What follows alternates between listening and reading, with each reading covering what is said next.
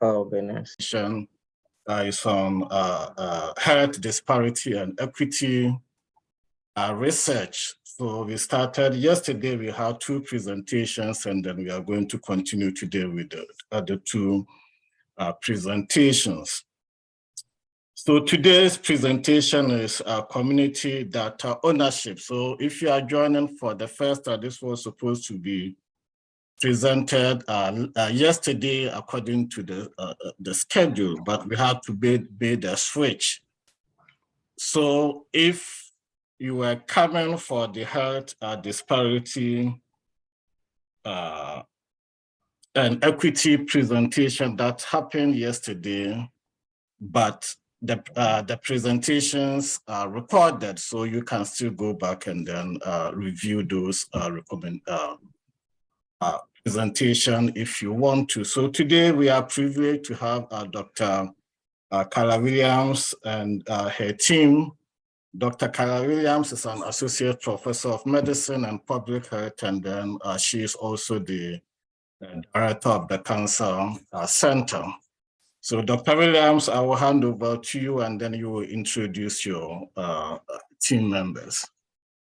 Okay, thank you, Dr. Quajan.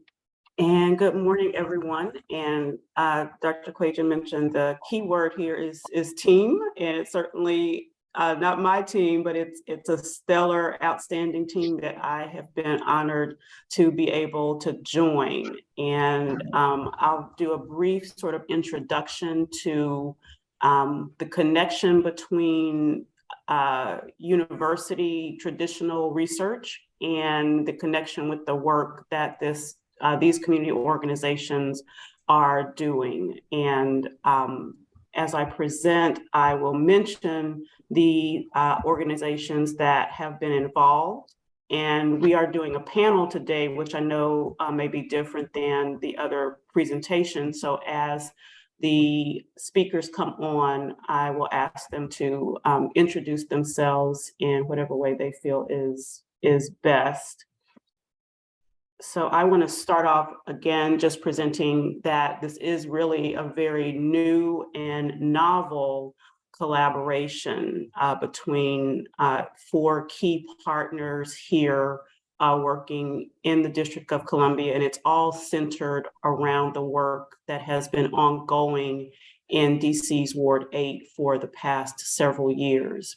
And I will let our leader, Mustafa Abdul Salam, tell you more about that work in his presentation that will follow mine.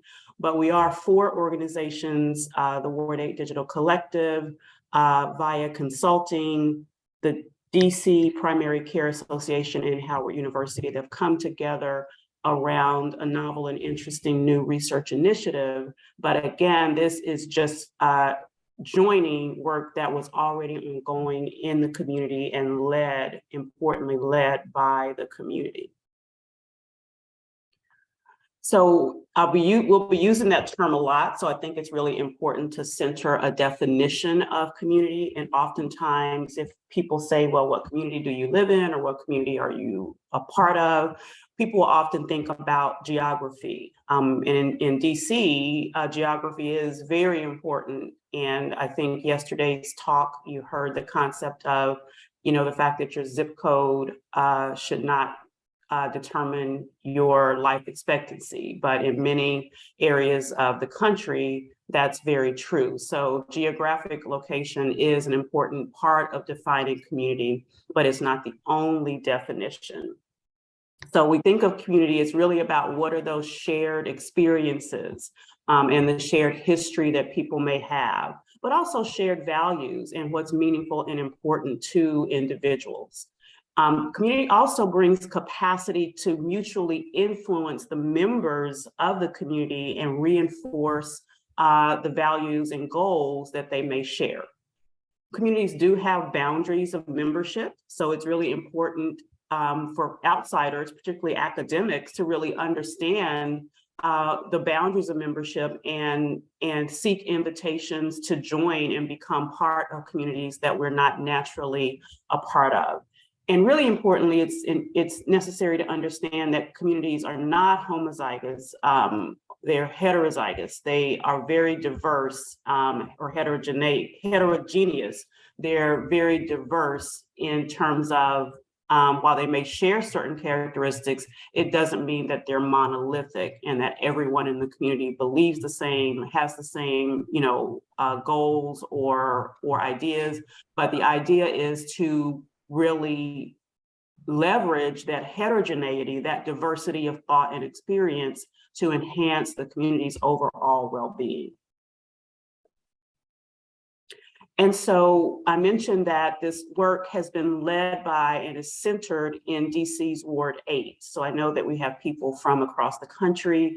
So in your locality, your city or state or county may be organized in a certain way. And in DC, we're organized in terms of wards. And if you see on the bottom right corner, you'll see a graphic of how DC's wards are geographically structured.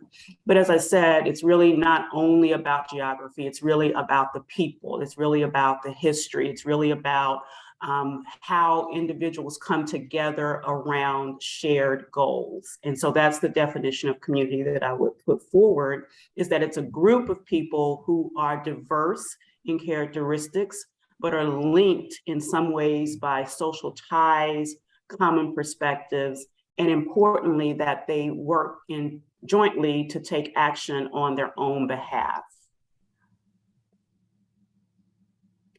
So I'll go through a couple of more terms, just so when you're in your practice, I'd like for you to keep these terms and ideas in mind, because it's really important to grasp these as we're beginning to work in partnership with organizations and community groups, and understand where we as scientists, researchers, data scientists stand, and to make sure that we're coming to the work from the right perspective.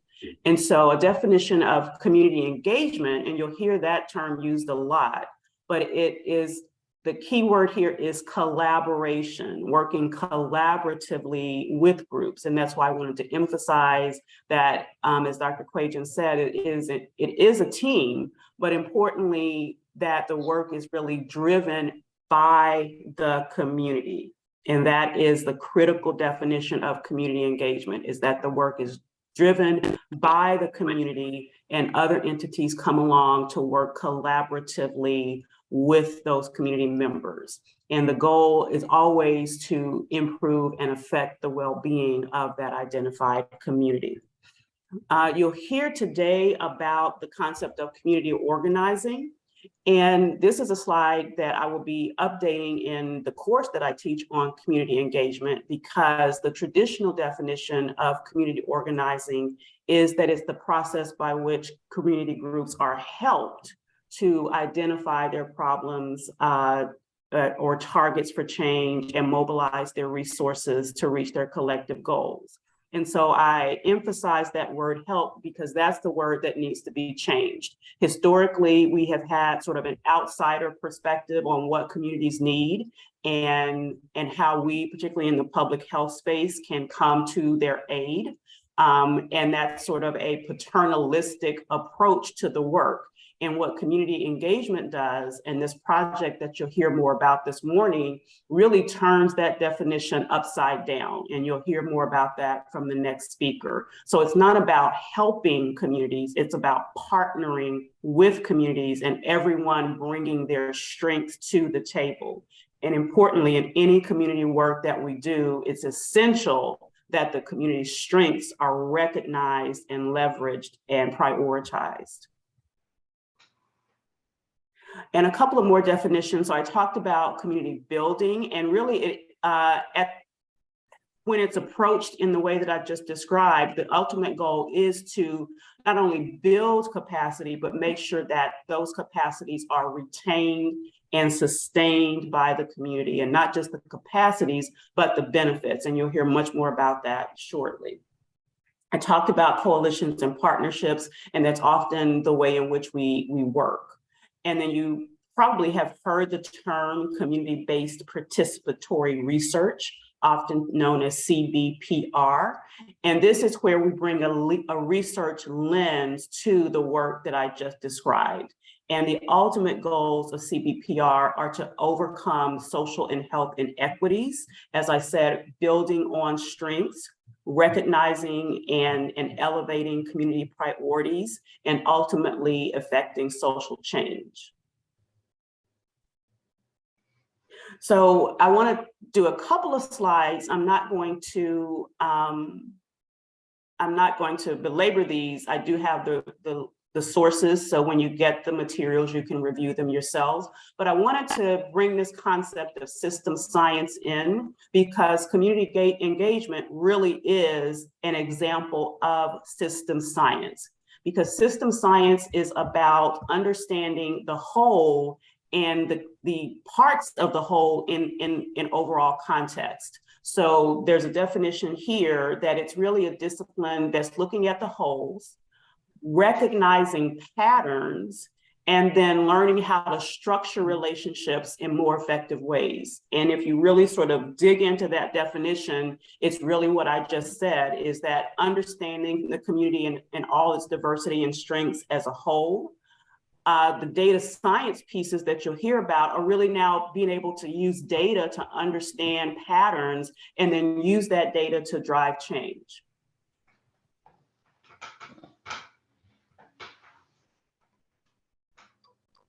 Just trying to get my slide to advance here.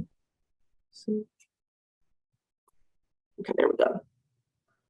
So again, there's the reference here for you to peruse on your own time, but this is a very interesting article. It's a decade old now, but still becoming more and more relevant as people are really better understanding these concepts of system science and how it relates to health and health disparities. And so this graphic just illustrates some of the points that I just made, but from a system science framework. That systems, like I said, as communities have boundaries.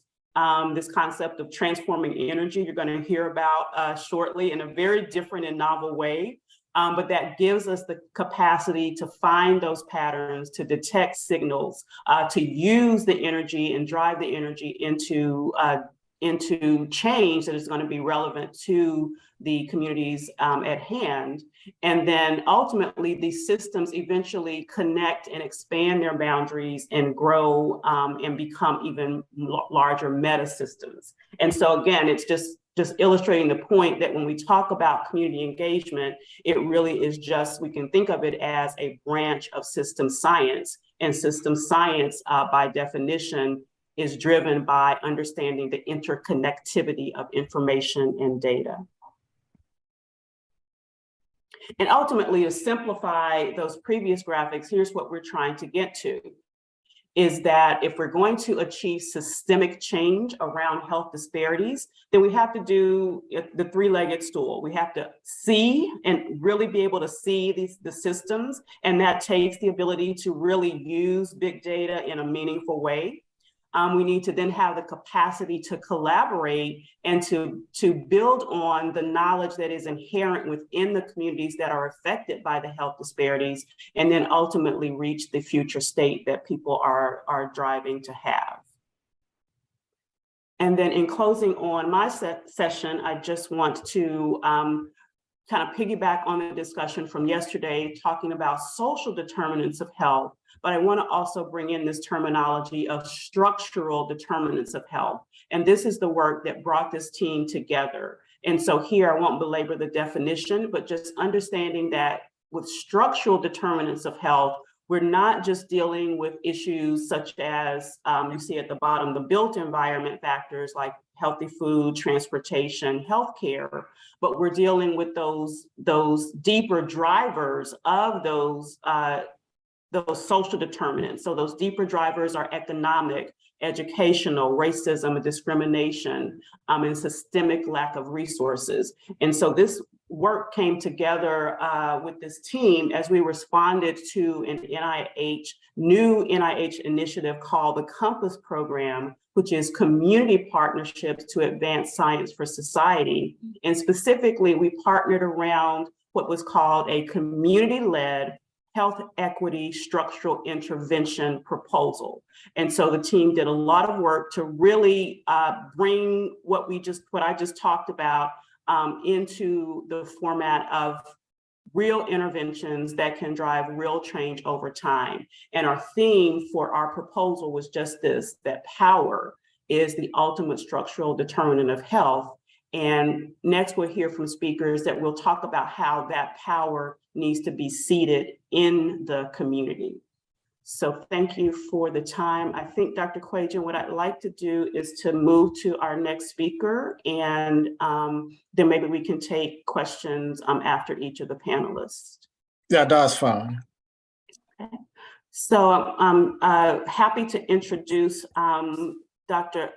In some ways, Dr. Mustafa Abdul Salam, who is the lead and facilitator for what is now the Ward 8 Digital Collective. And Mustafa, I will bring up your slides, and please introduce anything else you want to say about yourself and your work. Thank you, Dr. Williams. I appreciate it, and thank you for the title. It's always good to have titles, even if you didn't earn them, so I appreciate it.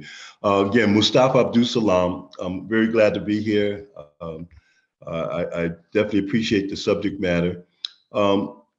Just a little background, I'm from New Haven, Connecticut originally. Grew up basically in the shadows of Yale University, and we all know Yale. Yale is one of the most significant institutions in the world. Tons of research. New Haven, particularly the Black community that sits in the backyard of Yale, has been over-researched beyond measures for many years. And none of the research has made a difference because the Black population in New Haven has probably the most significant negative indicators of a community that size in the country. So there isn't a correlation between being over-researched and the quality of your life being improved. So I came out of that environment with a real clear appreciation of some of the challenges and issues the Black communities face being over-researched. I've been working in the field of community economic development for many years in a number of different communities. And I've been in DC for close to 20 years now. I initially came out to run a child welfare agency, and I was brought into that space because of gentrification was changing the geographical dynamics of this agency, because it was right in the middle of a lot of gentrification, and they thought that I could be someone, based on my experience, that could help the organization figure it out. I stayed for a couple of years, and the agency went its own way, and I decided to settle in Ward 8 in Washington, D.C. As Dr. Williams mentioned, it's one of the wards in D.C. that tends to have a lot of challenges because of the population, of the majority of the population being Black, and a good percentage of that being low income. So we started this process, and you can go to the next slide, Dr. Williams, that'd be helpful. This is the history of the overview. I got involved with an initiative that a former Councilman Marion Barry, when he was alive, put together to speak to the gentrification that he knew it was coming into the community. He created two entities. One was a Workforce Development Council and the Health Council, to try to position the community to be more proactive in looking at issues related to gentrification. That particular entity went on for a number of years and ended up, after 5 years, people deciding they wanted to disband it. But at its height, it brought together a lot of community residents and service providers to talk about the future of the community. I conducted about 3 strategic plans for the group during that time, and the last one was really well attended and well received. And what came out of it was a recognition that we need to do more to be proactive around gentrification, and that workforce development and health were important, but we need to be more holistic. And we needed to also make sure that the resident voice was heard, because historically, Most of the processes have been top-down in nature. The planning process, which means somebody comes into the community with a planning concept, asks the community to buy into it and participate in it, but it really is not developed by the community, not owned by the community. And after the planning process is over, nobody owns it. And if it's a political entity that created it, it's probably only as good as the next administration comes into play. So community like Ward 8 and others who have participated in planning from a top-down model have seen this play out over and over again. So what I was encouraging the community to look at is for us to create our own plan. And I started that, really aggressively pushing that in 2017, worked with the seniors in Ward 8, who a lot of them had a lot of knowledge of the community and also had significant skills to help, move the process in education. So they became my first base of support. And through the seniors, we came up with a platform that talked about the need for a Ward 8 plan, a Ward 8 community economic development plan, understanding that community economic development as opposed to macroeconomics speaks to the needs of the community in ways that macro doesn't. And a lot of times communities are upset when they see gentrification coming because they see the city benefiting from the tax base and developers benefiting from profits, but there really isn't anything that talks about how residents in those communities are going to benefit from. So community economic development creates an opportunity to speak to the things that residents want, such as affordable housing, livable wage jobs, access to good health care and education. And so this is where we want to promote it. Now, simultaneously, a study by the health department came out that really described the real bad conditions of communities like Ward 8 in terms of health, and established that the life expectancy between Ward 3 and Ward 8, which is only 5 miles away, was as much as 15 years, which is extraordinary. When you look at that we're, in the United States, I mean, you will see something like that as something in the so-called undeveloped world. So that put a lot of focus and energy around the need of putting the plan together to talk to this. Simultaneously, a couple of years later, COVID kicked in, and that just created a whole realization of how much the community was in problems because we didn't really have an infrastructure to speak to COVID. So it really reinforced the need for a plan. And so in spring of 2021, we were able to get funding from Bainham Family Foundation. We had put together a steering committee, and with that steering committee, I served as a facilitator in making sure that we had the opportunity to actually begin to connect the plan, and with the Bainham money and other partners, we were able to start. This took us through all the way up to the end of 2022, where at that point we had surveyed over 1,000 residents, had a number of town hall meetings, and had some real good data that, again, was bottom-up driven. And the concept of bottom-up is really important because there's a lot of lip service to engaging residents and having residents participation. But historically, whether the federal government or anyone, that's been very limited. Because when you talk about bottom-up processes, you're talking about changing the way power is played out in communities. Top-down secures that power is going to be played as it always is, with the decision makers at the top already having their mind made up what they're going to do, and really just passing it up to the community. A bottom-up says that the process starts at the community level, and the residents are engaged, and whatever decision-making process happens, it comes out of the community's agenda, and those who are in positions of power and authorities can either work with the community or become a problem for the community.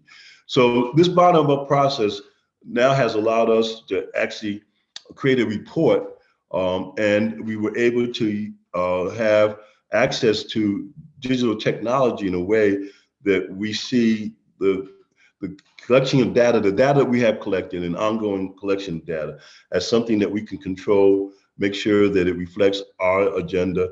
And even from a monetizing process, that we're in a position to benefit from the data we collect as opposed to somebody else benefiting from it. So it really is a game changer, and it's allowing the community to see beyond some of the additional challenges of what has happened around just community development in general. So the process the data collection process was done through surveys, virtual in-house town hall meetings. Ward 8 residents were hired and trained to do the outreach and do the data collection as ambassadors, and it was really effective. They did a very good job. They had a lot of credibility going in, and they understood the importance of it, so they really took it serious. Next slide. So what came out of the process and what residents have identified as top priorities is guaranteed income, recognizing that until you can have income that puts you beyond just the survival level, that you can actually have enough money to, pay rent, buy food, and just survive in a way that you can begin to think about other things beyond just survival. So guaranteed income is very critical. We have anywhere between 40 to 60% of the population in Ward 8 that are in crisis or at risk at any given time. And a lot of that has to do with economic issues. Healing intergenerational trauma, which is very critical. As an African-American population, trauma's been there for at least the last 400 years since slavery brought African-American population here. And there really hasn't been any attempt to really deal with the trauma that still exists, gets passed on each generation. I would even offer that it's in our genetic makeup at this point in time. So, people are stressed out without even knowing why, and a lot of it has to do with just the trauma that has existed for over many, many years. So we're looking to actually come up with a strategy that will pull the community together and look at our resources, look at what's currently going on, and really look at how do we develop the links between all the different entities that impact trauma in a way that they can be more effective. The local affordability talks about housing or just the cost of living in general that's skyrocketing and keeps most residents in a position where they never have enough. Housing improvement for those who do not own their own home or renting, is making sure that they're living in environments that are conducive to human dignity.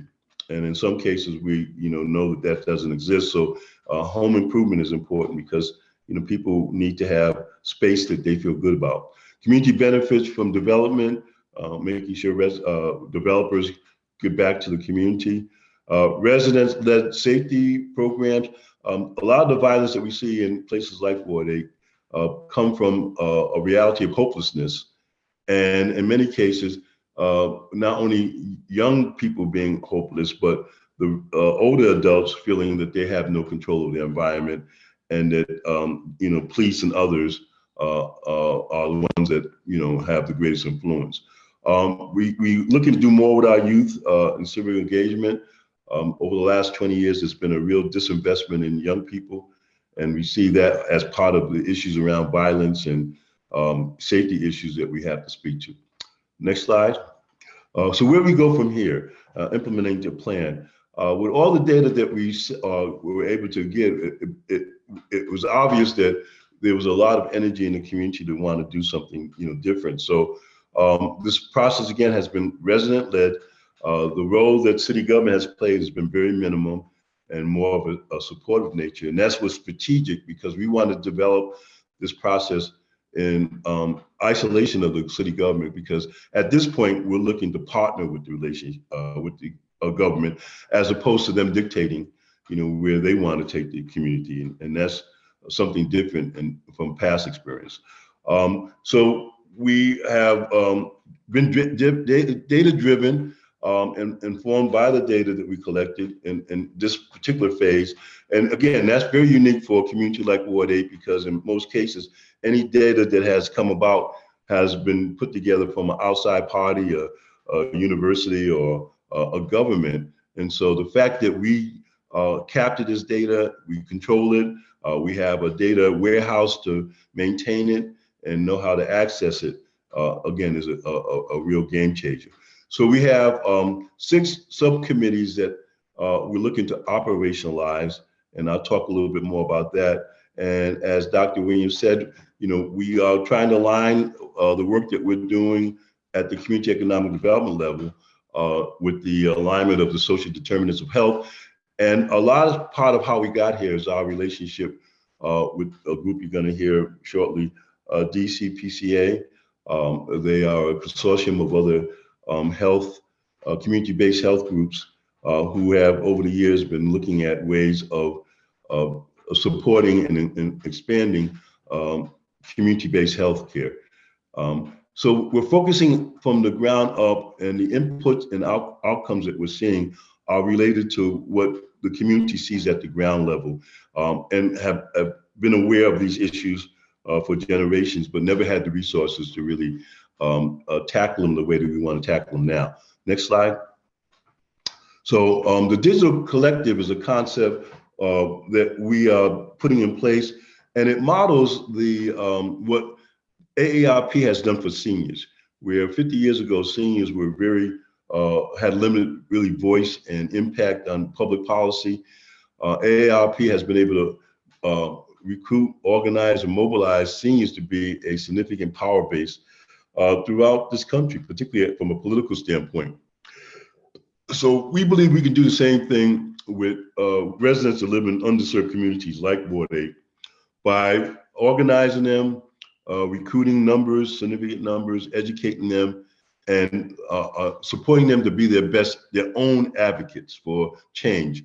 Because what we now know and what we've seen is that nobody's going to advocate on behalf of residents as opposed to themselves. And just give you a little sidebar to this.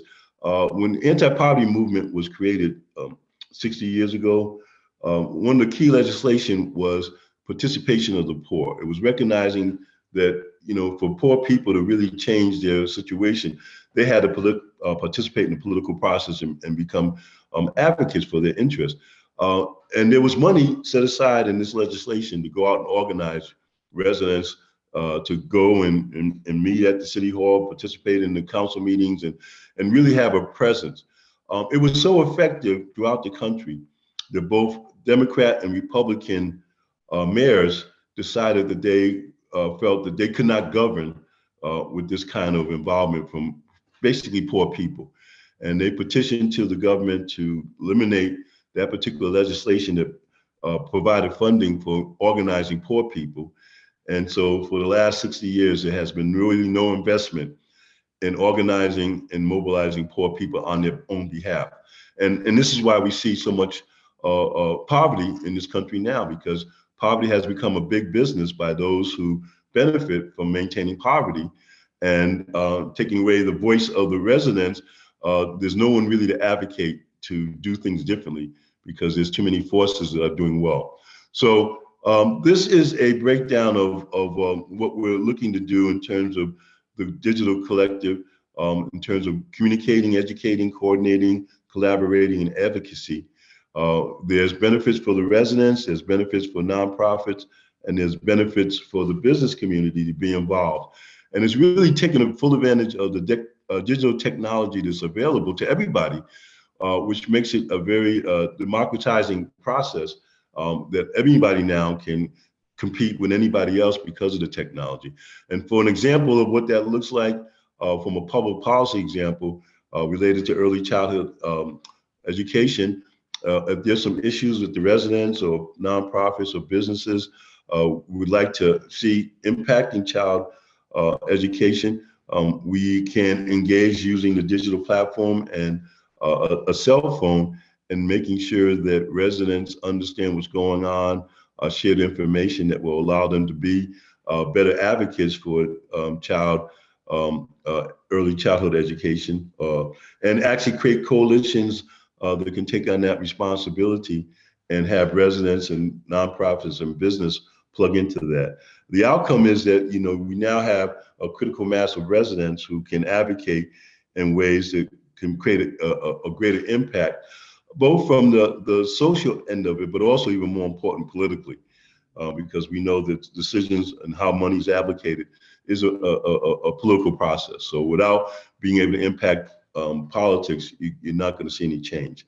So next slide, if that might be the last one. So yeah, in closing, this is what has been accomplished today, and our next step is to build the digital collective.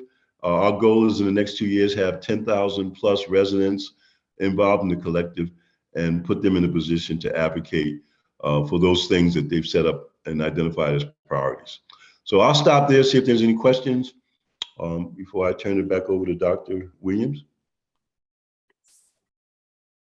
Thanks so much, Mustafa, for that great overview. I would say if you want to put questions in the chat, we do have a panel. We have 2 more speakers, so I want to make sure to give both of our speakers time to also share their information. So we'll monitor the chat and we'll come back at the end and take questions from there. So and I will also I'll put the website address so people can access the website that gives you all the information about what we're doing, as well as my name and some contact information. So people can feel free to contact me at any point in time. All right, thank you. Thanks so much, Mustafa. So next, we'll move on to Barbara Scarlett, who represents VADSTI Consulting, who, as you saw, is a critical piece of this puzzle. And she will present more about the digital ecosystem. Great. Thank you. Thank you, Dr. Williams. And hello, good morning, everyone. Again, my name is Barbara Scarlett. I am one of the Chief Operating Officer of VADSTI Consulting Group. We're an Atlanta-based, minority-owned digital, social, and collective impact company. So I know that's a mouthful. So we'll get into a little bit more about what we do and how we've worked specifically with and very closely with Ward 8. Again, just want to thank you, Dr. Williams, today and the staff of Howard for the opportunity to participate in this brief, really important discussion on community data governance. And so I'll now start the screen share, and I'll just confirm that everyone can see it. Okay. All right. So I'm going to be talking from a deck that our team has put together that we really use to frame and expound upon the term or the concept of community data governance and how it is extremely important, especially as we begin to talk about topics such as health equity. Now, on this slide that you're seeing here, you may see the phrase re-engineering the world together. And so today, a lot of what I'll share around the concept of community data governance, and as you may have heard Mustafa refer to, is through a collaborative bottom-up approach that is really based on community-led data ownership. And I'd like to really pause and emphasize that term that I just mentioned, because you won't hear it often. And I know that this audience here, I'm under the impression that those of you on this call, you may be involved in data scientists or data analytics of some shape, form, or fashion. But there's a very real concept of community-led data ownership that is critical, especially when you begin to talk about health equity and the importance of that ownership. And you can't talk about ownership without empowerment, which really brings us back to what Dr. Williams was speaking to earlier when she was talking about the initiative that we worked on together with the NIH and really having power as the ultimate structural determinant of health. So I'll be going through a lot quickly. There'll be some terms and some definitions, so definitely write down your questions. I'm gonna try to pack a lot into this time that we have here. But I'd like to take the next couple of minutes to first I wanna lay a foundation before I get too deep into community data governance around a very important concept called digital energy. Now, all of this is going to connect to what Mustafa just talked about, as well as what my colleague David will also talk about in his session when immediately after mine. But I just want to first lay a concept around the term digital energy. So as many of you know, the world in which we live in today, it's where we are in time and space, the world is changing and has changed. It's changing faster than anyone has predicted, without a doubt, whether it's, artificial intelligence, biotechnology, your various robotics and self-driving cars, now technology. You can add this, and certainly by now you can add a lot of other things to this, such as chatbots and others of those things that are out there now. But we really got here fast, and so the question is, how did we get here so fast, or historically, how did we get here? And I won't spend a lot of time on this slide, but this is just more of a history lesson in terms of the economy of energy. On my far left, you kind of look at the, on the far left, we had the human labor, whether it's voluntary, involuntary. Many hundreds and hundreds of years ago, we started out with human energy. And then we moved to steam energy with the first industrial revolution, electric energy with the second industrial revolution, computing energy with the third industrial revolution. And then where we are today now is with a fourth industrial revolution. And this relates directly back to the slide in terms of how fast things are changing and why data and data governance is going to be so important in light of these changing factors in the fourth industrial revolution that where we're all living today. So then why is the concept of digital energy why is it important, and how does it begin to relate to the overall topic of governance?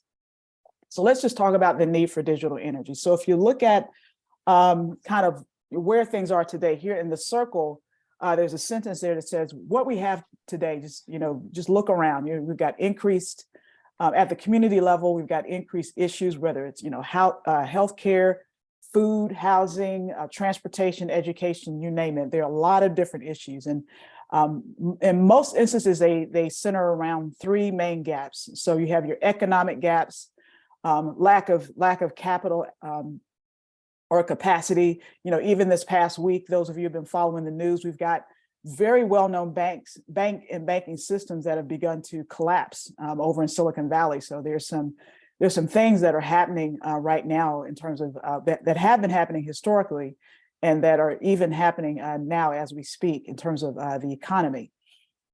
And then we also have the human resource gap, with its lack of personnel, lack of coordinated efforts around communities and agencies, and so forth. And so we have that gap. And then we have the gap in physical resources. So there's a lack of housing, affordable housing, food and transportation, physical infrastructure. I think maybe on one of Mustafa's slides, it may have showed you one of the areas that we focused in on when we did some surveying in Ward 8, and just how now we have various subcommittees now established in Ward 8 that will deal with and be really on the front lines, and being able to work within the digital collective to really closing these gaps in a collaborative manner. And so how does this is my last slide on digital energy before I transition, but this is really important to understand. I know this is a bit of a scientific talk, but also very real a community talk when we're dealing now with the individual. So we have the silhouette here of a person, of an individual. And I thought about this as I was thinking about today. I looked up the definition of what the CDC defines as equity. So what do we mean by equity, and how does equity and digital energy, why is this all important? And the CDC states equity as the kind of the state in which everyone has fair and a just opportunity to attain their highest level of health. But when you think about that, you think about it in terms of like where we are today, and the sheer complexity, and this goes without saying, the sheer complexity and the multidimensional nature of the issues that communities are grappling with today are just astounding.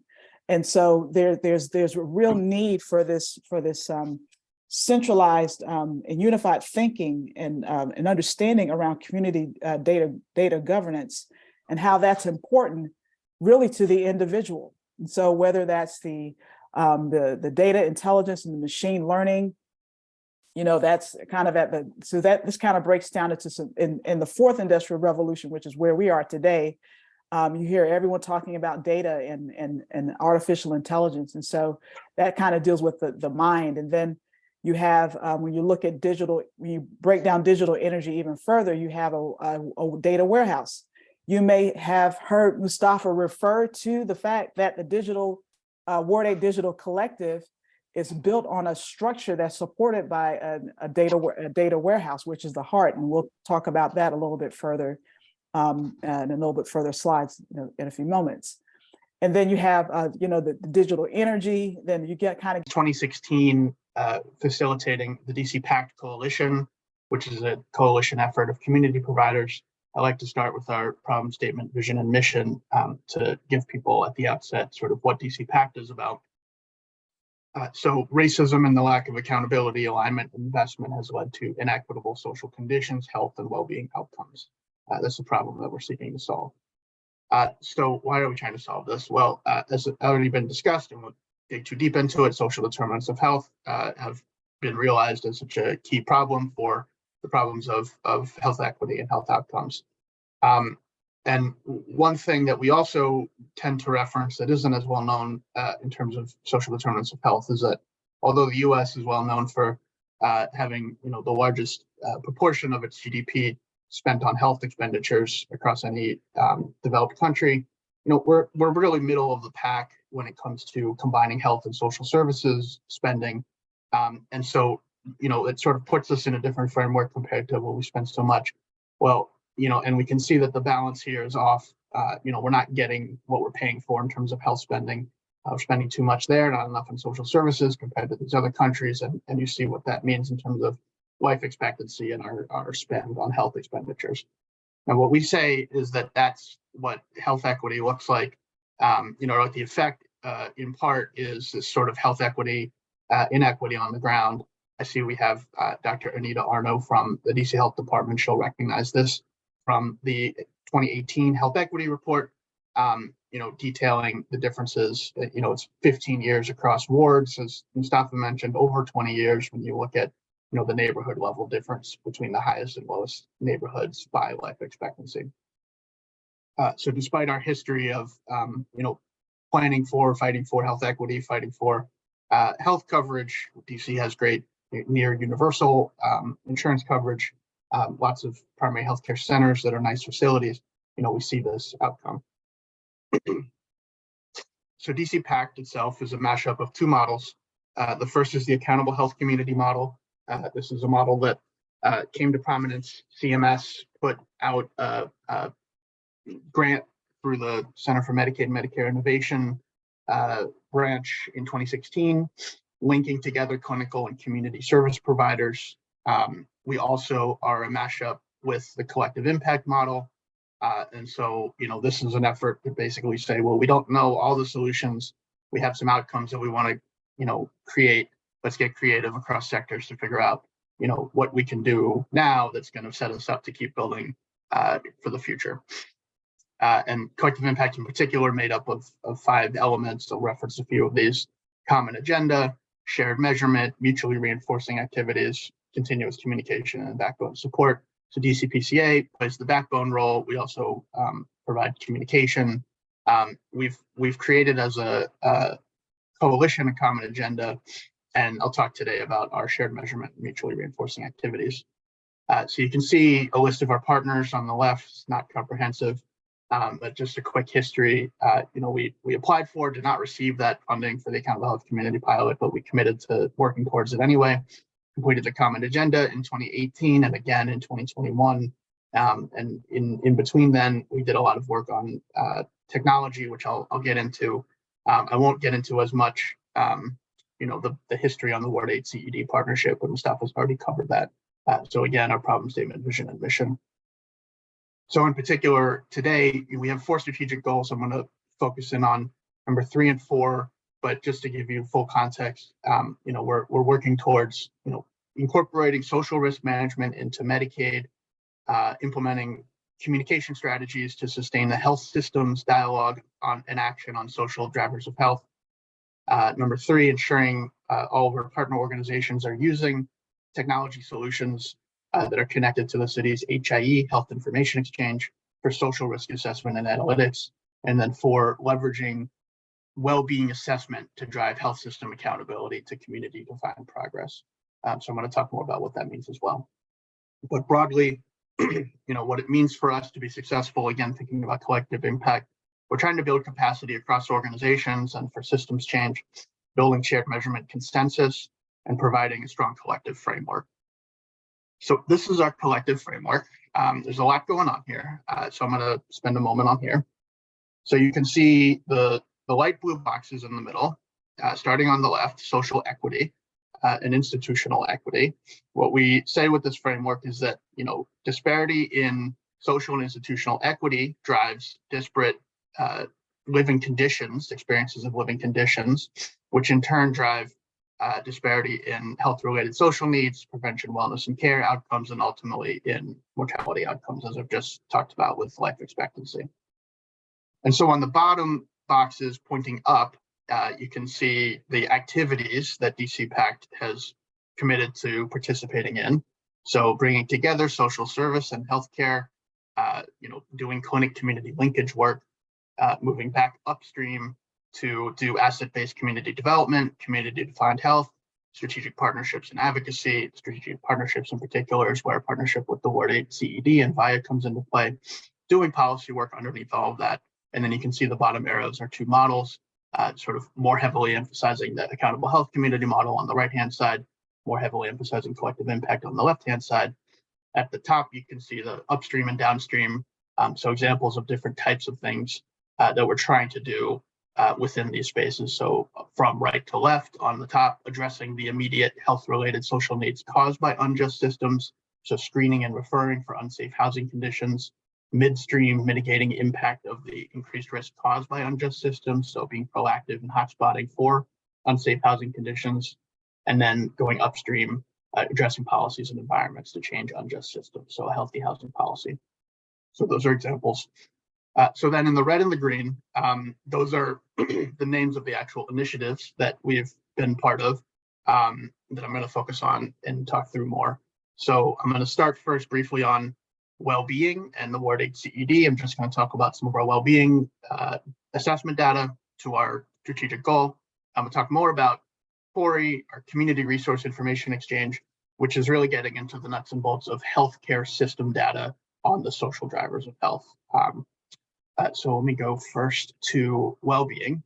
So in terms of data, we are using the Well-Being in the Nation framework, which is a framework and an organization put together. It sort of emerged out of the National Committee for Vital and Health Statistics.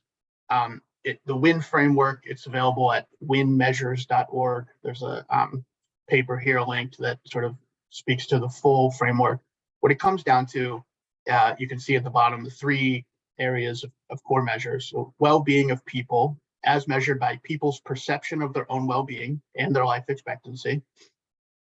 Well-being of places as measured by child poverty rate and indices of healthy communities, such as the health equity report that I just described, or the Community Resource Information Exchange analytics that I'll talk about. And then equity as its own category, as measured at the individual level by differences in perception of well-being, differences in premature death, at the level of place, and by differences by demographic factors. So this framework we've really invested in trying to scale up, how do we have all of these measures in place at the city level in order to understand what's happening. So self-perceived well-being, what does that mean? So we borrow, again, from the WIN measures. Their core measure for self-perception of well-being is called Cantrill's ladder. It's been in use by Gallup since 1965, highly correlated with morbidity, mortality, cost, and worker productivity. What that means in terms of being correlated with morbidity and mortality in particular is, whereas life expectancy is a lagging indicator, this is a tool that can be used to do sort of a predictive leading indicator to understand different communities and individuals in real time, and not sort of generation on from when life expectancy interventions are taking effect or not. It comes down to these 2 simple questions. On which step of the ladder would you say you feel you stand at this time? On which step do you think you will stand about 5 years from now? And so just briefly, Mustafa talked about community economic development, very highly correlated with health equity, which is why we spent a lot of time, myself and my colleague, our VP of policy and our CEO, have all been very involved in the Ward 8 CED work, recognizing that community economic development and health equity are linked. Sometimes you hear people talk about social determinants of health as the conditions in which people are born, grow, live, work, and age. And so, it can't just be healthcare services for individuals. We have to look at what are those upstream factors. And so community economic development is the core way that we see ourselves influencing and getting the healthcare system to be accountable for these upstream environmental and societal and community factors. So Mustafa mentioned we surveyed over 1,000 people. The report itself that we put out just recently is available now. This is sort of the main figure on well-being data. So what you're seeing here is the average across the ward, 6.33 for present, 7.68 in 5 years. You can see the short description that I put in the report as far as interpretation here. Basically, thriving is 7 or above for the present and 8 or above for next 5 years. So we're below those. These are numbers that tend, nationwide to be somewhere between 8 and 4, for most communities on average. So you're already sort of looking at a compressed distribution. And annually, the scores nationally don't change that much. It's usually an average annual change of about 0.12. So you can get a sense for Ward 8 from the well-being score of how much work would need to be done to improve that well-being score ward-wide to get to a place of parity or equity with other communities. And ideally, our understanding is that sort of parity improvement work would result in real impact on life expectancy over the course of the long haul. So that's all I put in terms of the well-being data, but there's a rich framework that I highly encourage, the well-being in the nation framework that you all can look at. Since that's already been covered by Barbara and Mustafa, spend a little bit more time on our healthcare system work around social determinants of health. So CORI is an initiative that I'm going to talk about. DCPCA has been involved since 2018, and it's a partnership. So it's a partnership first with and funded by DC's Medicaid program called the Department of Healthcare Finance. They also, in addition to operating Medicaid, oversee the Health Information Exchange. Everybody might not have heard of Health Information Exchange, but well, actually, I'll give you a bit more numbers on that on the next slide here. So in DC, we have a regional health information exchange technology company, nonprofit. Again, to Barbara's point, sort of the tagline here, delivering the right information at the right time, at the right place to enable the right decision making. CRISP has been the city's designated HIE for the last several years. To get a sense of the scale, about 14,000 DC healthcare professionals utilize it. 1.4 million patients have data within the HIE, 900 organizations. So if you are a healthcare professional in the district, the least common denominator for technology systems that you have in play is CRISP, the DC HIE. So in particular for CORI, we've built new tools within the HIE. So this is the full scope of what the HIE can do: critical infrastructure, consent, registry, and inventory. We're building a community resource inventory, which I'll talk about, or we have built one. Messaging between professionals within the system, screening and referral for social determinants of health, which I'll also talk about in a moment, and then significant analytics capacity for population health management. So CORI, again, is a partnership. It's focused on those 3 functionalities: screening, looking up resources, and referring. We've had to do a lot to make sure that we can be comprehensive across, any type of care provider. So we've taken a vendor agnostic approach, which is the way that HIEs operate generally, connecting medical record systems and other types of platforms. I'll show you what that looks like in a moment. But it's all about interoperability. In order to get a comprehensive look at what's happening across the healthcare system, interoperability really needs to be a core component of what policymakers who are overseeing these systems need to focus on, make sure that we're getting the right set of services and right types of data from across all the different types of healthcare providers. So again, somewhat busy. What you're seeing here is basically a number of different ways that organizations can participate in PORI, in the HIE. So organizations that are using third-party SDOH network platforms. Some folks might have heard of Find Help, formerly known as Aunt Bertha. There's another system in DC called MOMI, which is a maternal health platform. There's also some others nationally, Unite Us, NowPow. We're signing data sharing agreements, CRISP to enable data to be captured, regardless of where it's actually activated. If someone at a insurance company or health center is using Find Help, they make a referral for a patient, that could get into that patient's CRISP patient record so that you can see it in both places. So if you're referring to somewhere else that uses MOMI or Night Us, that person, that other member of the patient's care team can still see that. Same thing for medical record platforms, EHRs that are in use in the district, eClinicalWorks, Epic, multiple ways that information can make it into CRISP. And then there's also tools built directly into CRISP for organizations that aren't using a medical record platform or a network platform, such as community-based organizations, to just do that information, collect that information directly there, and be able to use a referral tool that allows them to communicate in a secure environment without even having to be a HIPAA-covered entity if you're a community-based organization. So in terms of the actual data, what we're doing is we're using standards from a national effort called the Gravity Project, which is taking data elements from a number of existing health data standards, WOINC, SNOMED, the ICD-10, and putting it into formats overseen by Health Level 7. They're basically just a standards organization that is working to support national interoperability efforts. So ability for all of these systems to more seamlessly connect with each other. The actual data elements you can see on the right. So this is an example from food insecurity. So when someone is screened for social needs, it's a question like, did you worry in the last 12 months that you might run out of food?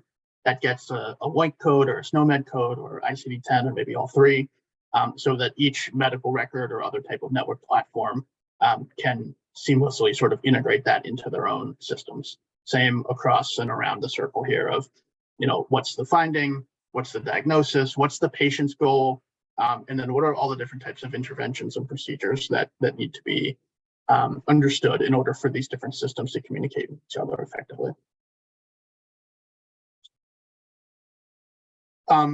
So we've done a pilot with our federally qualified health centers just to give you a sense of what this looks like on the ground. Z codes, which are diagnostic codes that come from the ICD-10, were added to our health centers, eClinicalWorks medical record platform in the categories of food, housing, transportation, and finance. They're basically just collected, and we tell, with the procedure code, you can say when an actual screening has happened. So this is a sense of the scale. 6 health centers, about 13,500 codes collected across 5,700 patients. You can see across the different health centers the number of encounters. A lot of times that's one unique patient over several visits, with the same Z code continuously being present in the patient's record. This is a sense of what are those top Z codes that have been applied. So in particular, a strong number of that. Again, I said that's 5,700 patients. Our health centers see about 200,000 patients. So a small scale, not necessarily generalizable to our broader population. This is really populations that are being seen and screened for social needs in particular. So a lot of the codes that have been collected by some of the health centers that do homelessness outreach. Hence the presence of homelessness here. The rate of homelessness in the district is not 29% just among that population. But you can see how we're starting to get data that is associated with patient records that can be generalizable for analytics. So in terms of how our health centers are using this data, we're beginning to develop organizational strategies around social risk screening and referral. different health centers have different programs that might be funded by different agencies that are requiring them to do different things, ask different questions. So the advantage of the Gravity Project's data elements here is that it begins to standardize the meaning so that you can generalize beyond one program or one health center to a broader scale like the city. The health centers themselves are beginning to use that for advocacy, grant opportunities, resource allocation. One that clinicians really have come to appreciate is a sort of risk stratification, awareness of what's happening by panel, right sizing panels, beginning to look at how the analytics can be used for clinicians. Codes, standardization of codes, this is just challenges. I mean, anything related to that sort of maintenance of a taxonomy of codes. When do you collect it? When do you enter it? All of that is capacity that we're building to deliver quality improvement trainings to health center staff. This is kind of a requirement if you're going to use this type of coding system. So we have demonstrated through this, and we presented at a couple of national forums in the last couple of months about what this pilot has demonstrated. Z codes and the other Gravity codes are solid, workable mechanisms for understanding social risk assessment and standardization. We think they should be expanded further. Some Medicaid managed care organizations are beginning to pay health centers and other health providers to collect this information. So having some awareness of social risk at the encounter level is important. Right now, the payments are basically coming through for existing primary screening populations, so we need to expand that.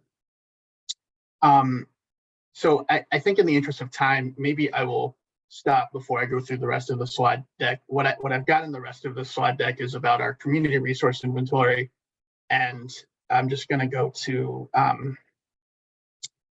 you can go to our community resource inventory website, dc.openreferral.org.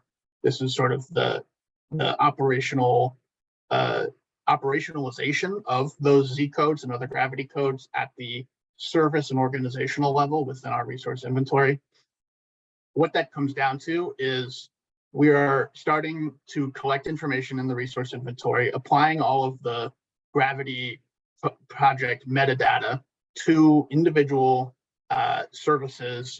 This food bank offers these services, this housing program offers that service, and enabling that data to be findable within our resource inventory and ultimately incorporated into the tools that we've built into CRISP, so that some of this can be done through what's called a clinical decision support strategy. So pushing certain types of information to the front when certain Z codes have been found, using the CRISP referral tool to help individuals who are navigating to services to understand what's available or what makes the most sense based on the data that's been found. And in that way, using all of this data together to help navigators and clinicians do their work better and more effectively. So I've included some details about this, how we're defining success, some links here about how to get involved or what this looks like in more detail. I'm happy to dig into that more, but I think in the interest of time, I'll stop here. Thank you. Thank you so much, David. Dr. Quajan, as you can see, we probably should have planned this as a half-day workshop because there's so much depth that's coming out of this team and this work. But thank you for the opportunity for us to briefly present this incredible activity that I've been honored to be a part of. And I know we bumped into Dr. Arno's time, so I'll turn it back over to you, Dr. Quajan. But I think if people can hang around to answer questions in the chat after the break, I'll stay on if I can answer any questions via chat. Okay, yeah, thanks, Dr. Carla. How do you pronounce your name? Is it Carla? Yes. Yeah, Carla. Yes, I think Dr. Quajan has one appointment with the dean, so he asked me to step in for him. And so I think we open up the session for questions before we take a break, and then my colleague Awad would introduce the next presenter. At least that's what Dr. Quigan told me offline. So yeah, so the lines are open for questions, and that was a nice presentation, very educative one. And if you have any questions, there's the time now. You can either do it in the chat or you can unmute and ask your question.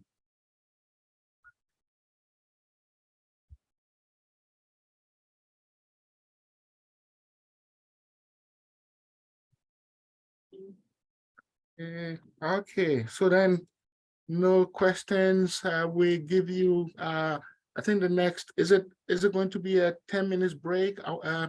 Ajua? Yeah, let's take 10 minutes break. 10 minutes break. Okay, and then after that, we'll present the next.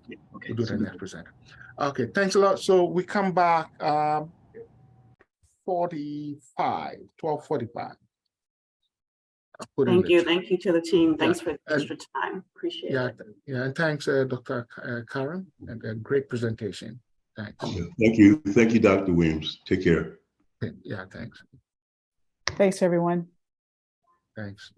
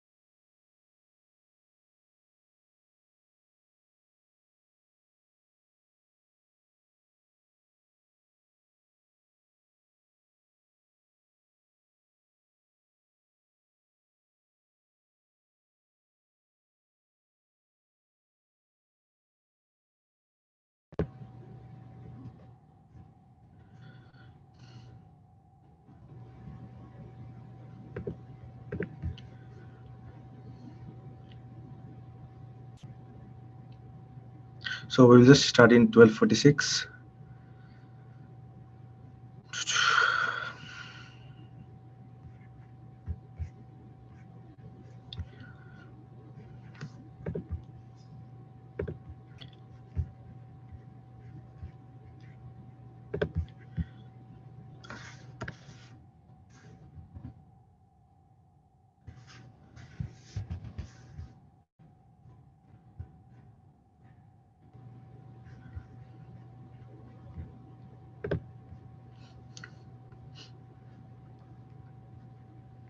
So our next presentation is by Dr. Arno.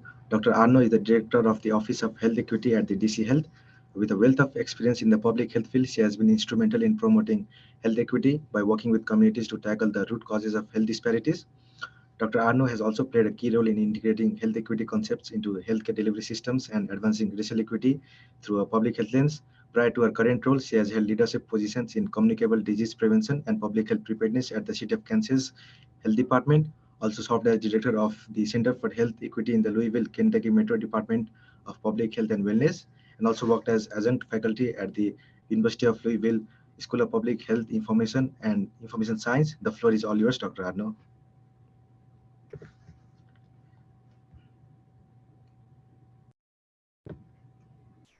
Hello, everybody, and thank you so much to Howard University and all of you for attending this important session. I'm delighted to be a part of it. I've taken the trouble to listen to the earlier presentations, both yesterday and today, and I really thank all of the presenters, many of who I know quite well, and I've really enjoyed hearing them again, and seeing all of it laced together has been critical as we're trying to think about applied data science, which is what our mission is.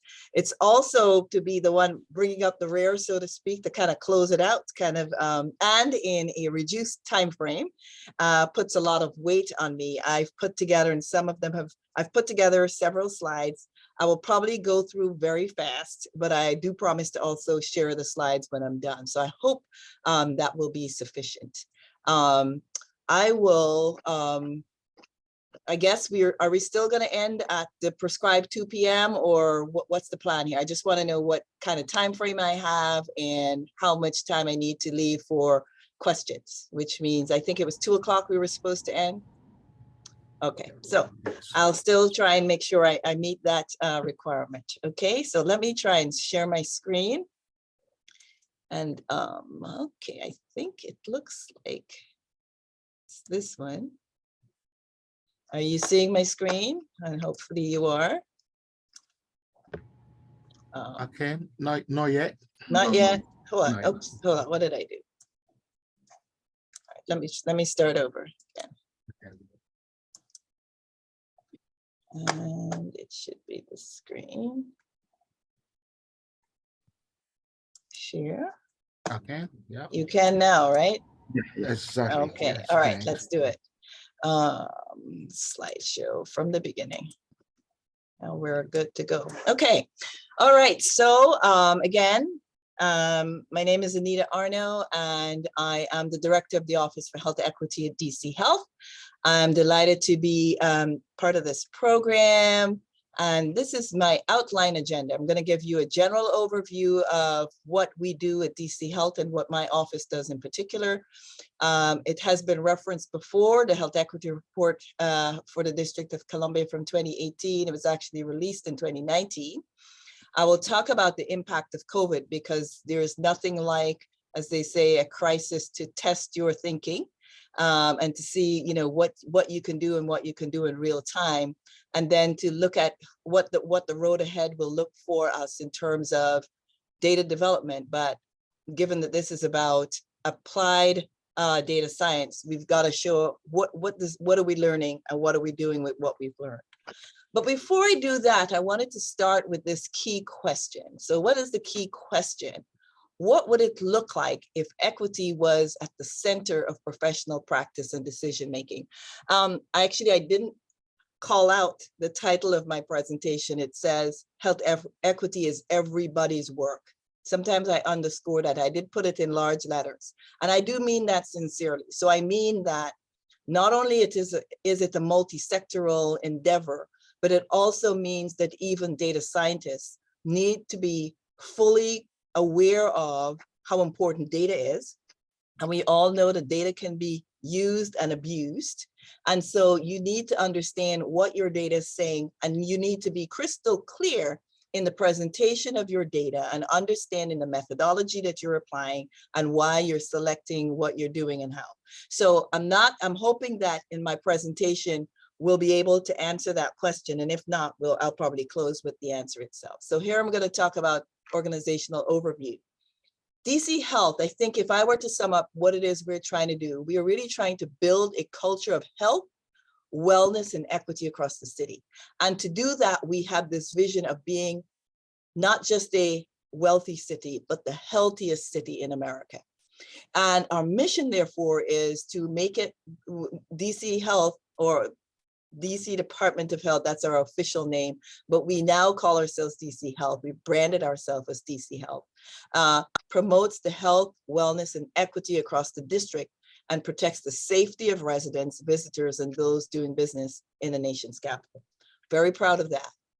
We take our job seriously, not only as a regulator, but also as a role model and a convener and a collaborator. And that's really important to the success of our mission.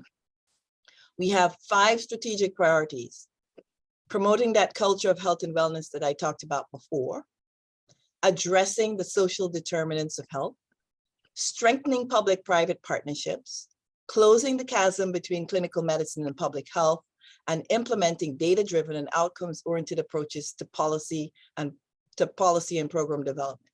So what you see there is you're seeing data, you're seeing equity, you're seeing collaboration, you're seeing underscoring the importance of health and clinical care, but also a public health lens, which is different. And we are thinking about population health and how we do that. And I'm clearly not doing this alone, but I'm going to focus now on what we do in the Office for Health Equity. We have 3 major portions of work, but I think our mission is critical to address the root causes of health disparities beyond healthcare and health behaviors, right? So you'll see why that's important. And we do that work through collaboration. Many of these definitions were presented in parts of the course yesterday, and particularly my colleague, Dr. Henderson, who actually works here at DC Health as well, gave you kind of unpacked the definitions of disparities and inequities and inequalities and how important it is. I'm not going to try to read this, but it kind of gives you it unpicks what I mean by these 3 buckets of work. So collaborative practice and policy change, data development and evaluation, and health equity capacity building. I know I can't do this work alone, so partners are critical. The Health Equity Report, published in 2019, was to really transform the understanding of what we mean by health equity in the district, to make it more tangible, not as theoretical, to move us and to change the narrative from this discussion of health disparities to one of health equity, and particularly the social determinants of health. What we actually did was develop and start thinking about the integration of 9 sets of data: education, employment, income, housing, transportation, the food environment, medical care, outdoor environment, and community safety. Notice that medical care was not the first one on the list. It's not the last one on the list. It's many on the list. We put them in different ways. Here you have them in boxes. Sometimes you see them in circles, and you will see them in circles. But the other thing that we did was we disaggregated the data even below the ward level that we've been talking about so far in the district to the 51 statistical neighborhoods. And we correlated some of these outcomes with life expectancy at birth. And we underscored not only what people typically talk about as the social determinants of health, but the structural determinants of health as well. So here's what I call the donut. So you see 80% of what drives our health has nothing to do with clinical care. What we know is that we have these 6 key insights. And if you hear nothing else from me today, this donut and these things, health is more than healthcare. Health inequities are neither natural nor inevitable. So when you see disparate outcomes, it's not because Black people, brown people, other people of color have some gene that causes them to die earlier. 99+ of all of our genes are the same. So Race, as you will have heard elsewhere, is a social construct. So all of this that we are seeing, we as a community, as we've lived in for X number of years or hundreds of years, have created the context in which people are living and causing these inequitable outcomes. Your zip code may be more important than your genetic code for health. The choices we make are shaped by the choices we have. So when people talk about, and you heard it a few times, it's about where you live, learn, work, play, and age. The choices we make are really related to where we are born, live, learn, work, play, and age. And the doctor may say you should exercise X, Y, and Z, or you should eat better. But if it's not available, even because it's not available in your neighborhood or you can't afford it, it's not a real choice. Structural racism acts as a force in the distribution of opportunities for health. So we're not only talking about the structural determinants of health, we're actually pointing out structural racism that is acting as a force in the distribution of opportunities for health. And bottom line is, all policy is health policy. And I'll underscore that some more. It means that housing policy is health policy, transportation policy, all of those, what I refer to as 9 key drivers and more. Justice policy is health policy. All of those things are driving our opportunities for health in the district. In the US, we typically talk about the social determinants of health, and we like to stick in that vein, and lots of people use it. The unfortunate fact about that is that when people hear us talk about the social determinants of health, we think, oh, well, we'll give you some food stamps, you'll get some food and all will be well. Well, not as simple as that. All of the things, and I've kind of laid them out here in those different portions, and we're using the county health rankings model. There are several other models that are similar, not exactly the same, but on the whole, they give you the 80-20 mix of clinical, non-clinical. What's more important, and that I want to unpack, is the structural determinants of health. Around the world, people talk about them more and more and more. We're actually talking about them in the US, and we frequently only talk about them, and I kind of talked about structural racism, but the structural context in which we live are really related to the history we have, the values we assume, public policy, laws, the culture, governance, social policy, economic systems, which we talked about just before, and all of those together collectively actually create the conditions. And these percentages might be different in other parts of the world, but we have actually created the societal conditions that give us these proximate outcomes to what is actually happening. So the other thing, I talked about 51 statistical neighborhoods. My other colleagues talked about the 8 wards of the district, and those are our political wards. That's how we elect our local representatives.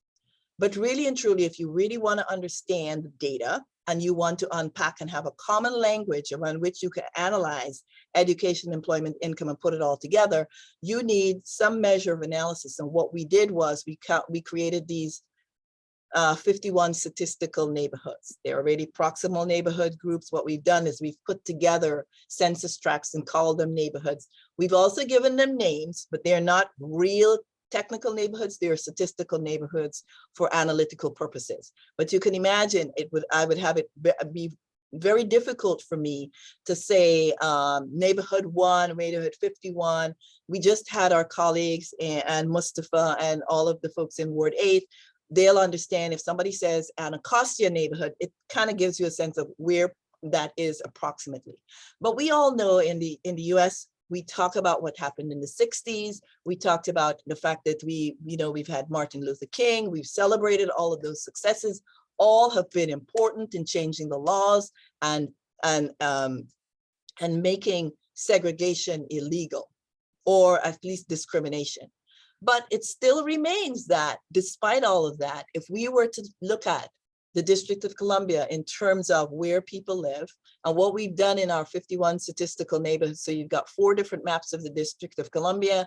And what we're showing you is at the 51 statistical neighborhood level, where people who are of non-Hispanic, white race and ethnicity are living in. So the reddest of the red is where the highest concentrations are. So these are easy for ordinary citizens to read, right? So the reddest of the red bleeds into lighter oranges and then to yellow. So what this is really saying, there are more people who are in the non-Hispanic white living in this part of the city, and it's bleeding out and less and less and less and almost none over here. Mirror image gives you, when you look at the non-Hispanic Black population, the most Black people are living over here, and then it's bleeding back over in the other direction. The Hispanic population concentrated up in the northeast of the city, and then we have orange and a spattering of out here. And then for the non-Hispanic Asian, we're seeing it kind of centered around some of our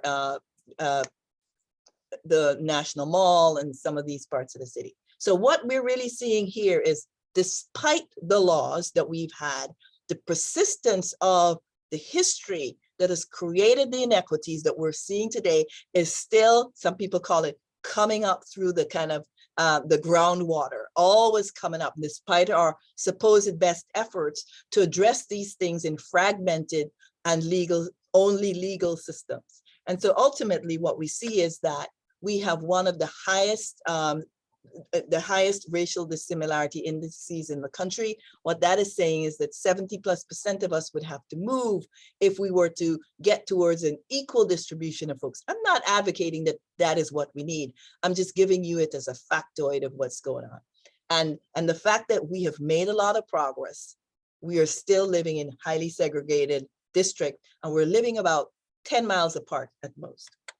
So you saw this map a little earlier, and this is how we created it. What it's actually telling you is that in some neighborhoods, people are living to less than 70 years, and in others, they're close to 90. And the more recent data shows that people are well over 90 in some neighborhoods, and these are the traditional wards approach.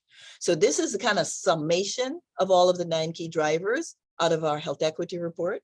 And it's actually 5 years of data, because if we were to do this data at an annual basis, we would have a lot more of these places where we've had to, what we call, suppress the data. That's not because we're hiding info. We have to suppress it because it's not going to give you a good data set, because the numbers are too few. Just to give you, because I know we have, I'm going to call you all data nerds here, right? So despite, one of the things that we heard was that the district, and did I go too fast there? No, okay. That the district has one of the highest rates of insurance in the country, right? 97% or so have health insurance. Many of them are on public insurance, but that does not mean that good health insurance, or sorry, health insurance magically makes people healthy, right? We spent hundreds of years, 100 years actually, talking about health insurance. Come to find out, and we kind of knew that that was not going to be the case. That alone, it's necessary, but it's far from sufficient. What you're seeing on here with these dots, the larger the dots mean the longer the life, and you can see the better quality health insurance in this part of the city has larger dots, and folks in this part of the city have smaller dots, and it also is connected with the racial maps that I showed you. And you'll see that even up here in parts where I also showed you where the Hispanic population was concentrated, even though few of them have health insurance, you're still seeing larger dots. So there's a lot more going on that is creating the context in which people live, learn, work, and play. And you can see the data showing up this way in terms of people who report through the BRFSS system in terms of whether they are in fair or poor health. So this is the kind of quality of it. So only 3.9% of folks who live in the district are reporting fair or poor health, and it's up to 20%. We can also see gender differences in outcomes here, right? And so BRFSS is self-reported, but it has a lot of research on it that it's pretty reliable, and we do it annually for the district. I'm going to focus on this one, and then I'm going to run through all the others. We've created lots of maps. We did maps, and we did dialogue, and we did discussion in the full report. There's a short version and a long version. You can Google it. You can find it on our website. Just look up DC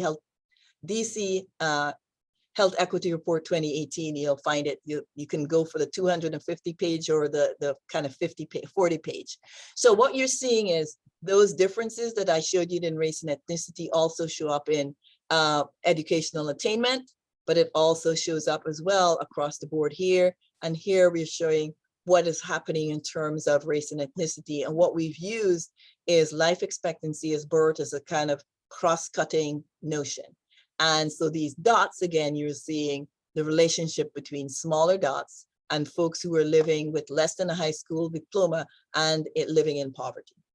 And it's the same picture that if I do whatever the data set, so this is driver 1 education, driver 2 employment, you see similar figures and similar numbers and similar disparities. Employed populations are much higher in some parts of the city and much lower. So it's the same kinds of themes. I use different colors so that I can even see which one I'm looking at because they're so similar. But do you see the correlations of where people are living are giving you the same outcomes over and over and over again? So mirror image between employed population and unemployment. We can look at the data if we wanted to. Overall, this is a 5-year average, or 2015 5-year average. Average income at that point was 70,848 overall. But that's a wide average between the white population at 114 all the way down and all of those in between. And similarly with the BRFSS data. So what we're really seeing is income and wealth is very closely related to health, right? So people usually say your health is your wealth. Actually, the opposite is true. Your wealth tends to drive your health. And that's not what people assume is happening. We could look at housing and we see a similar kind of pattern. In the district, housing is actually cheaper in some parts of the city. And everybody assumes that because the housing is cheaper, people with lower incomes can go and live over there and they should be okay. Well, as a proportion of their income, it's actually a lot higher in some parts of our city. And we can similarly see the correlations between people who are what we call health burdened households, i.e. people are spending more than 35% of their income on health, on housing. And so that's what we're mapping here. We're also showing some other things, but I'm really focusing on this map. In some parts of our city, and the darkest of the dark, folks are paying, 69% of residents are paying more than 35% of their income on housing. And that is higher than the national average by at least 5%. So transportation, similar patterns. We've kind of shown you here where the main transportation routes are, and what we've mapped here are people who have access to a car. So again, it's just a repeat over repeat over repeat. What we know is that because of lower incomes, full service grocery stores tend to not want to live in it, want to open in those parts of the city. Yet we know folks all over the city and people who are on food stamps or WIC, etc. We have a wide berth of folks who are utilizing food stamps. This is not to say that food stamps are causing people to be unhealthy. What it is that food can be pretty expensive. And then we can actually map at the neighborhood level, which is what we're seeing here, where there are actually no full service grocery stores. They may have what we call corner stores, which if you know anything about those kinds of things, more expensive, fewer options, less fresh, etc., etc. So again, same pattern repeating over and over again. And we've already seen the medical care piece, so I'm going to skip that. We can look at the outdoor environment. We can look at children. What we've done here, because we don't have data on asthma, for example, in the census, what we did was we used a proxy. So what we've done is adults with asthma over here by ward, that's what, and then we use some hospital data, and then we overlaid the same kinds of maps. And so what we're also seeing is, again, concentrations of asthma down in these parts of the city and not so much and kind of going back in the other direction. So we're living in a city of contrast. And then if we were to look at community safety, we can look at where are all the crime incidents. The majority and the highest rates are in the center of the city, but we never hear folks talking about they're being scared to go in the center of the city. But then we also look at violent deaths. And I know yesterday there was a question about suicides. When we think about violent deaths, we consider suicide a violent death. If you think about the World Health Organization definition of violence, it talks about to oneself, another, or even to a community and population. So we can also, the question was, what could be one of the precipitating factors that can contribute to suicides, for example?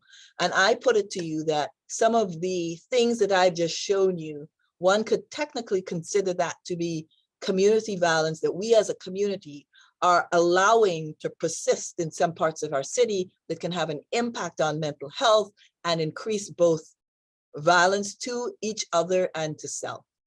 What is unique about the district though, and I circle this here, across the country, there's typically a 60-40 homicides to suicides. Most of the people who are buying guns to quote unquote protect themselves are buying guns in situations where they're more likely to use the guns on themselves and their families or a family member.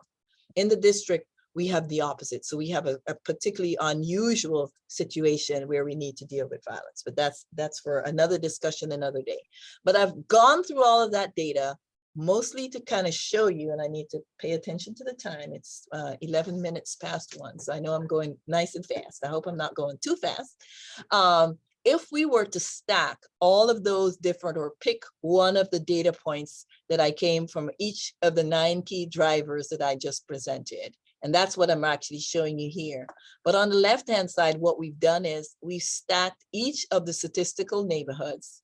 And you remember all of them did not have data. So we only have 45 listed here. And you put the ones with the longest life expectancy. So we have 89 years all the way through to 84 years. And then we go all the way down to folks, St. Elizabeth's at less than 70. And we think about the best outcomes. And so sometimes best could mean less violence as opposed to more food stores, right? So it's always, so the things that you would, we highlight the ones, the best 10, and then we pick these indicators and we color the best 10 indicators green. And what we're seeing across the board, I kind of use this as a proxy for a health equity bingo or a health inequity bingo. So the folks at the top with the longest life expectancy, they have the better outcomes, regardless of the indicator we pick. The folks with the lowest life expectancy, so the 10 with the lowest left in terms of years in red, you can see they also kind of get the bingo across the board here. In between, however, we see a spattering of red and green. But the most important takeaway from all of this is the fact that what we're actually seeing is that not only are we talking about social determinants of health, but the intersection and the co-concurrence of these differentials in terms of the best and the least good are co-occurring. And there's a fine gradation of what I call opportunities for health. It's not just a good, bad, black, white. It's a fine gradation from 1 through 45 and 1 through 50, depending on the indicator, in terms of where you live in the district and your theoretical opportunities for health as measured by life expectancy and as supported by these other things across the board. So what does that mean? Summary is that what we have are differential opportunities for health. They're not operating independently. They're operating collectively, right? So we're really talking about interrelated pathways across these 9 key drivers of health, where life expectancy varies by up to 21 years across the 51 statistical neighborhoods, where there are more opportunities, i.e. positive outcomes, are concentrated in neighborhoods with the longest life expectancy, and the opposite is also true. Bottom line is, overall, there are differential opportunities for health in the district by income, place, and race. Despite the fact that the District of the Columbia is one of, in some respects, one of the most successful cities in the country, has a lot of the best available of a lot of things, has some of the best universities as well, all of those things. And we're still here with these embedded systemic structural inequities that we have to work on. So no simple fact to try to get over. So now I very quickly, we're going to talk about the impact of COVID. And what I've done here, and I know you can't see it very well, but again, if you think about what happened in COVID, given the background that I just shared with you, we know that, you've probably all know it, but it's good to kind of see it all together on one slide. What happened in education for kids? We went to remote learning. We know there were differential high-speed internet and broadband limitations in some parts of the city. We had reduced access for many kids in terms of school meals, and we had disengaged students and learning loss, right? So that's happened. We had parents now are losing jobs. We talked about different kinds of work, etc. Parents are now not only responsible for their jobs, and we talked about essential workers, essential, they are essential. We knew we need them, but we don't pay those people for the majority of folks at their rate that would equate to the idea that they are essential.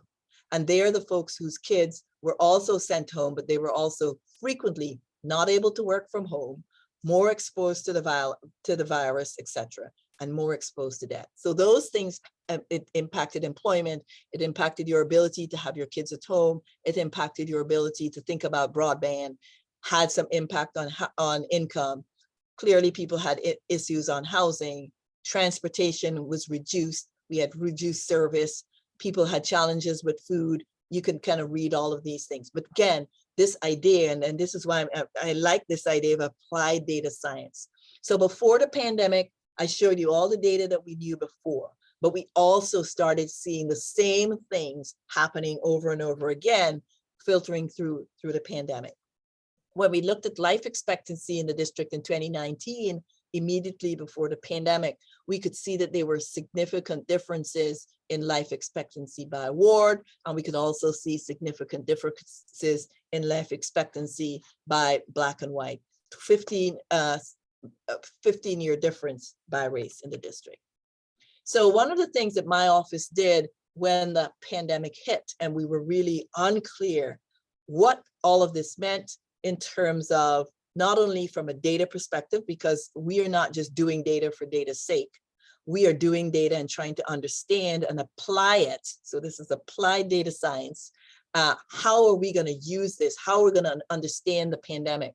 What we started doing was really, and I know you can't see this, but I can also talk to you about a report where you can see, but the data here is shown on a map over here. So this is the other thing that we frequently do.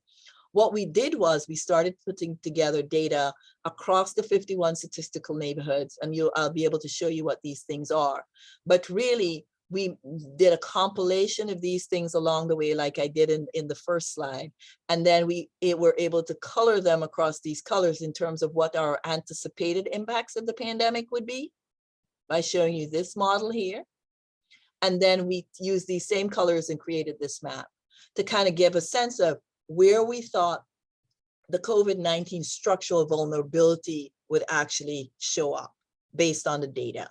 And no surprise, what we saw is green being less vulnerable over here. We saw some stuff up here near to where the Hispanic population would reside. And then we saw the hardest and the worst outcomes likely here. And here we have it showing up. So that's kind of our vulnerability score. So to unpack the top there, what you're actually seeing is these are the indices. And so we were kind of trying to figure out how would this actually show up in the district? So we were using age. You'll probably remember at the beginning of the pandemic, older adults were the ones who were dying at the highest rate. People on public insurance, we knew some of that data. People who were uninsured, so these are the metrics that we put, and we put them across the top. And then we started using the data that we had to kind of do those measurements and come up with that score. So that's our vulnerability score. We did an application, so I'm showing you stuff. We did a proposal to the Office of Minority Health to do some health literacy work. And so then at that point, they asked us specifically to provide some data on cumulative incidents. So that was not in this indice before. This was our predictive analytics.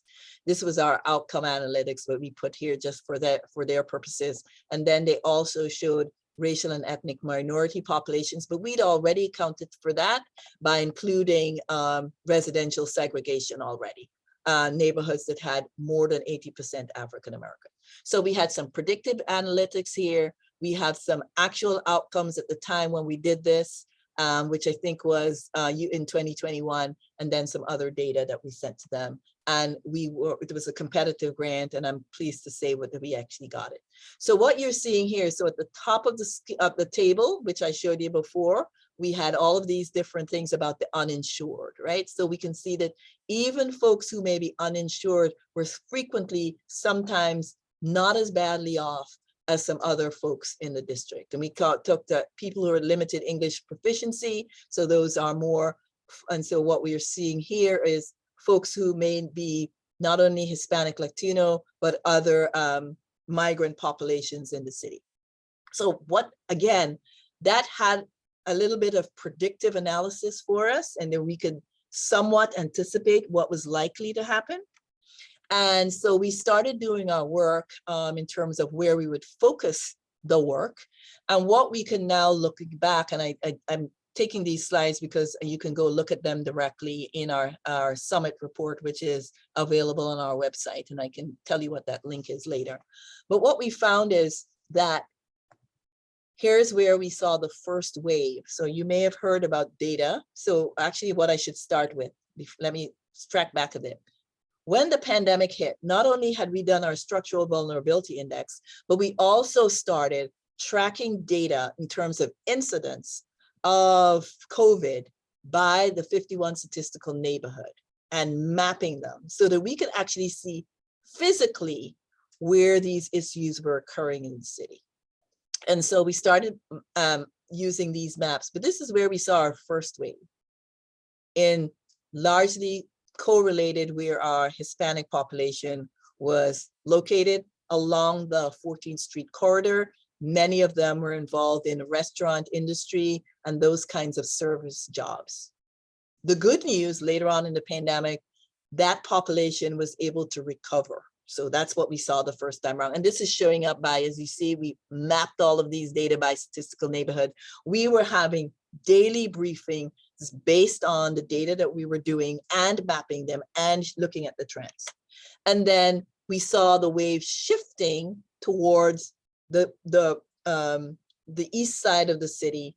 And so we were seeing more widespread impacts in these east of Rock Creek Park. So again, this is where the data was showing us, and you probably can't see it, but there are actually numbers written in these boxes and numbers written here, right? And then finally, at the third wave, and sorry, I wasn't pointing out the dates. So this is only up until the end of 2021 when we had our Health Equity Summit. But we saw improvements in some parts of the city, and then it settled in other parts of our city going forward. So these were the data that we had based somewhat on our predictive analysis and our response.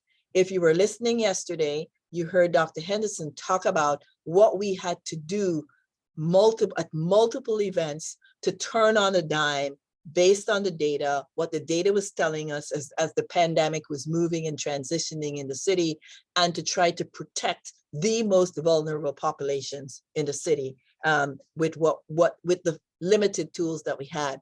We frequently have to remind people that at the beginning of the pandemic, most of us did not know what the underlying driver of all of this was. We knew that some of the underlying drivers had limited to nothing to do with the virus itself. When the pandemic hit, there was a lot of talk out there that, oh, it's an equal opportunity virus. But clearly from the data, the social determinants demonstrate that despite the theoretical equal opportunity virus, lots of folks have protective factors in the sense of their opportunities for health that are not related to their clinical or genes that I talked about at the beginning. It comes down to where you live, learn, work, play, and age that will actually drive your opportunities or your inequitable health outcomes. And that's what's actually showed up in our data in terms of the wards across the district, in terms of folks who were in different parts. A lot of what we have some local narratives that we also have to try to dispel as we do some of this work, right? In the district, folks usually, before it became, I'm going to call it fashionable now, to use the term health inequities, folks would just wag their finger and say, oh, Ward 7 or Ward 8, instead of them saying, even what I said at the beginning, which was published in our health equity report, that structural racism acts as a force. Instead of talking about racism being a key driver of health, they would say the local euphemism was Ward 7 and Ward 8. What the data showed us also was that, and it showed up in the health equity report, was that in fact, Ward 4 had some of the highest rates of deaths and percentage of ward in terms of deaths of residents, as did Ward 5, and that was also related to the immigrant population. So our data is intended to be purposeful in its use. My first goal when we produced the health equity report was to change the narrative about what the drivers of health were in the district, number one. Number two, to put all of those 9 key driver sectors on notice that I was going to start looking to them to play their part in changing outcomes for health in the district. And it can't be only healthcare, and it certainly cannot be only public health who will do this work. We have to, and that's kind of getting me to the health equities, everybody's work thing. That everybody, and I mean everybody regardless of not only your sector, but what your job is as a data scientist, needs to consider what your data is saying and understand your data in the context, and probably in some respects at the most granular level available. And so that we both understand it. And so if you look at the data, we also see that even though some parts of our city had, their proportionate share of COVID cases, we definitely had higher rates of death.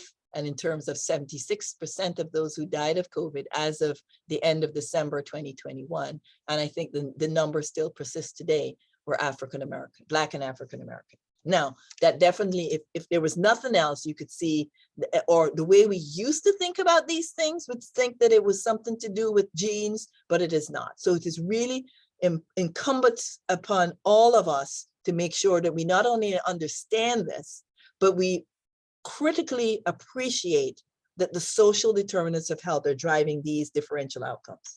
So here's what we had by the end, and I'm looking at the time to make sure I'm going to get through all the rest of my slides.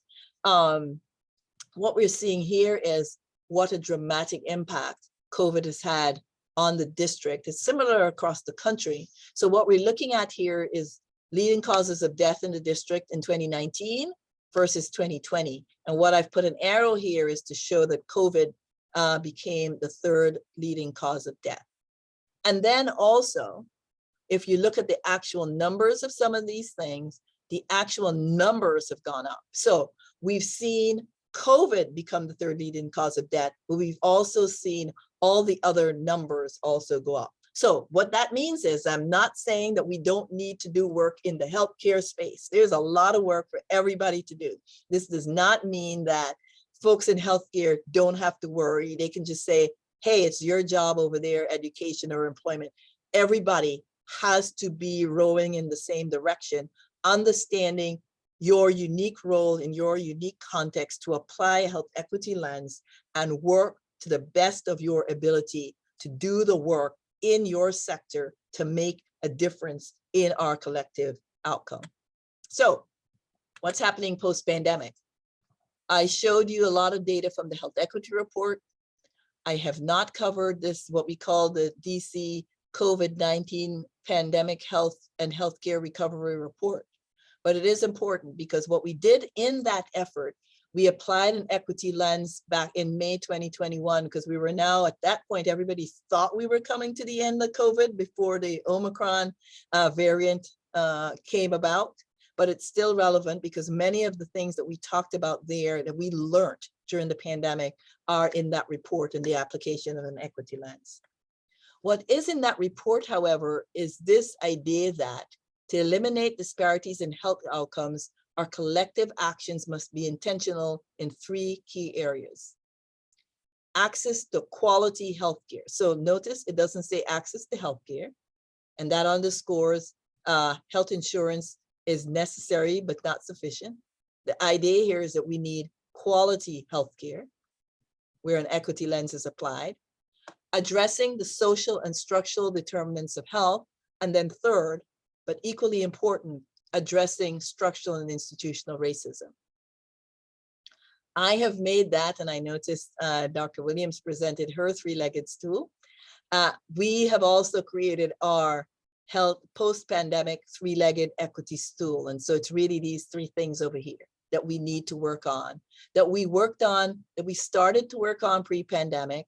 We applied during the pandemic, but we have to persist in the post-pandemic period and to continue to learn and to really talk about how we look. We need to be, and this is how I think of what we do in the Office for Health Equity. We are a think, do, tank, right? So we have a lot of ideas about, and there's a broad brush,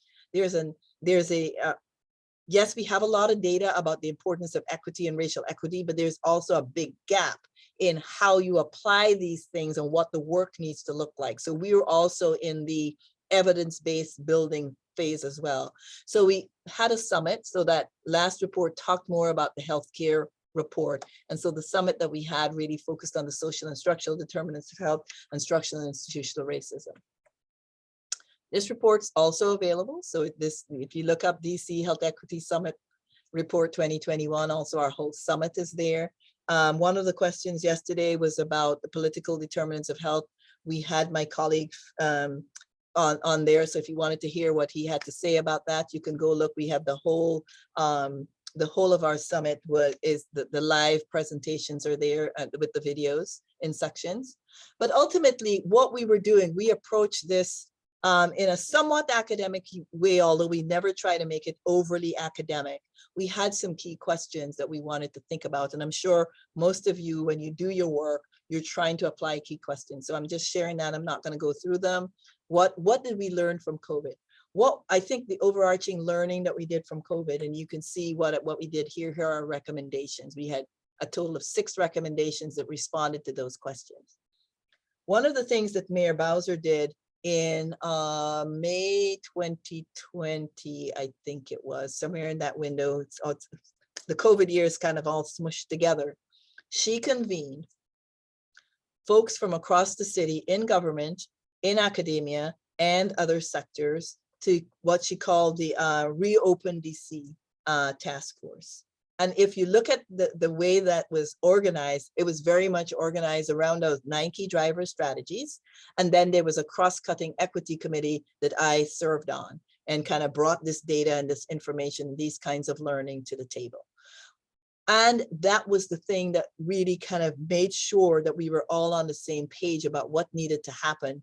A, to ride out the pandemic, and to get the kids that did not, for example, and I showed you the kind of what was happening in equity, make sure that kids who did not have high-speed internet at home were given a tablet and a hotspot, you know, all of those kinds of practical solutions to ensure that all kids could maintain their learning. So those are the kinds of things in that summary report. You'll see that. So the 3 major takeaways from the summit, I won't try to, you can see it, all of this data in here. So the 6 takeaways were: sustain a whole of community response, right? Everybody was involved in rowing in the right direction. Promote a culture of health and wellness and what we call DC Hope, which came out of the pandemic. Hope with and capital HOPE, health, opportunity, prosperity, and equity was our vision for the post-pandemic context. Repair the past to transform the future. It was really with the idea is that we're not just going to repair DC and go back to where we were, because clearly with the data I just presented, we were not in a good place. We needed to transform the future with an equity, historic analysis, informed approach to what will drive improved opportunities for health. We needed to prioritize community engaged practice. So what you just heard just prior to me in terms of what's happening in Ward 8 is a great example of community engaged practice. In fact, it's not community engaged, it's community driven practice, is that what that example was showing. We need to leverage policy and practice change momentum. So we were able to get lots of people because of the crisis. You've probably heard the term, a crisis is too much of a good thing to waste. And although I don't want another pandemic as the kind of crisis, but what we need to do is remember how important it was for us to all work together, leverage that policy and practice change momentum that we were able to implement and turn on a dime to make things happen. And then to think about how we anchor collaborative actions for impact. So collective impact, so to speak, which you heard a little bit about. So the three major buckets says all sectors have a role to play in a HIP stands for health in all policies. So we need to think about health and equity in all policies, because remember I started off with all policies, health policy. It needs to be resident centered. So it's what does this neighborhood need versus that neighborhood? And frequently I tell people they don't like to hear it. Sometimes we have to make hard choices and prioritize the folks who need to be prioritized, not necessarily give everybody the same thing. And then we need to work together for this idea of collective impact by leveraging policy and practice change and anchoring collaborative action. So all of that to say, and I think I've done a pretty good job of getting done in so we have a lot of time for questions and discussion. And so I'm back to what I talked about, applied data science, and what does that mean? What is the key question? What would it look like if equity was at the center of professional practice and decision making? And I call all data scientists professional practitioners, and this is about applied data science. What is your role? What is your goal? I've shown you how the theoretical ideas of social determinants of health need to be applied, and the scope of data. And I've just covered the 9 key drivers. That doesn't mean there aren't other drivers. There are a whole lot of other things that need to be taken into account. So here's the answer. 21st century health equity practice. And so that's what I focus on, health equity practice. And I usually say practice changed, right? So I started off with collaborative actions for change, data integration to improve opportunities for health and equity. So it requires transformation, not only in the way we conceptualize health and the determinants of health, but also how we respond as practitioners. So we don't need to be in the ivory tower talking about theoretical things that may or may not apply. If you're going to do data like I did data in the health equity report, it was with purpose to change the narrative and give people don't say, oh, if only education would do it. No, everybody has to do their part, and they have to do it together. Nobody gets off the hook. And then in particular, we must consider factors beyond traditional concepts of healthcare and health behaviors. Before now, folks would sit on the sideline and talk about obesity and some other things and point fingers at folks because the data look as if it was only quote unquote those people who are always the ones who are overweight and obese. And then we point the finger at them. As you saw at the beginning, my mission said beyond healthcare and health behaviors. So I don't let healthcare off the hook, but I'm also saying that the other sectors need to do their part and to look to create opportunities for health at the population health level.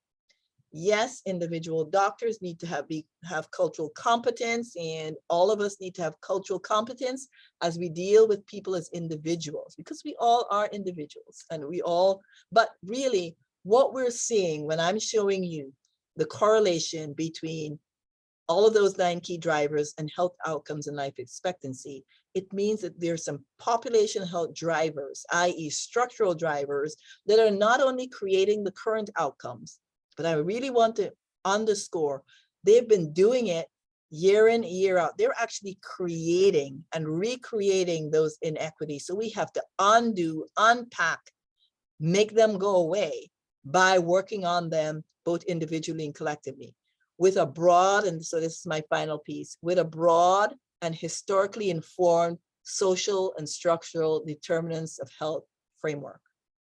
Don't say that racism is gone away. We're all now in a free country, because in theory we are. In practice, those 6 things that I started with, the choices we make are shaped by the choices we have, all of them, in fact, apply to all of us individually and many of us collectively in terms of creating the context in which we live, learn, work, play, and age. And so that is the end of my presentation, and we still have 20 minutes to chat if that's what folks want to do. So with that, I will stop sharing if I can figure out how to end slideshow. I'm not seeing, oh, I know what. Did I stop sharing? Gotta stop. So there it is. I'm done. Okay, all right. Thank you so much, Dr. Arno. Now, questions time, questions from anyone. You can speak it out or you can put it in the chat area. And I'd love to hear who's on the call. So I would prefer people to actually speak their question. Okay, so put your cameras on and then speak out your question. Yes, We I want would to love see your because we have faces. see your faces, know where you're from. I know we're reaching out across the country. I would love to know who's doing what and that kind of thing. No need to be shy. I'm hoping we're having a real talk here. And I'm open to criticism. That's how we learn. Any questions from anyone? I came in late and I had to meet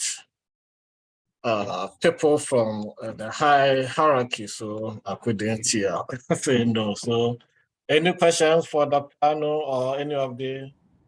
I do have a question. Mm-hmm. So yeah, so first of all, thank you so much for a great presentation. It was really informative.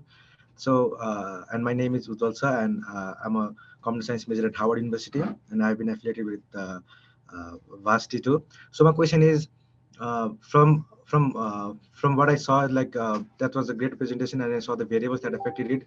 But my question is, how do you identify the variables that actually has the deep-rooted cause onto the whole, whole the data that you showed? So you said the zip code was more influencing factor for the health issue. So like, so what are the plans for the DC Health to actually overcome those factors? So what are you thinking of? So what are the variables that you are like are the top variables for you to take actions? So I usually say I'm not gonna pick one thing over another.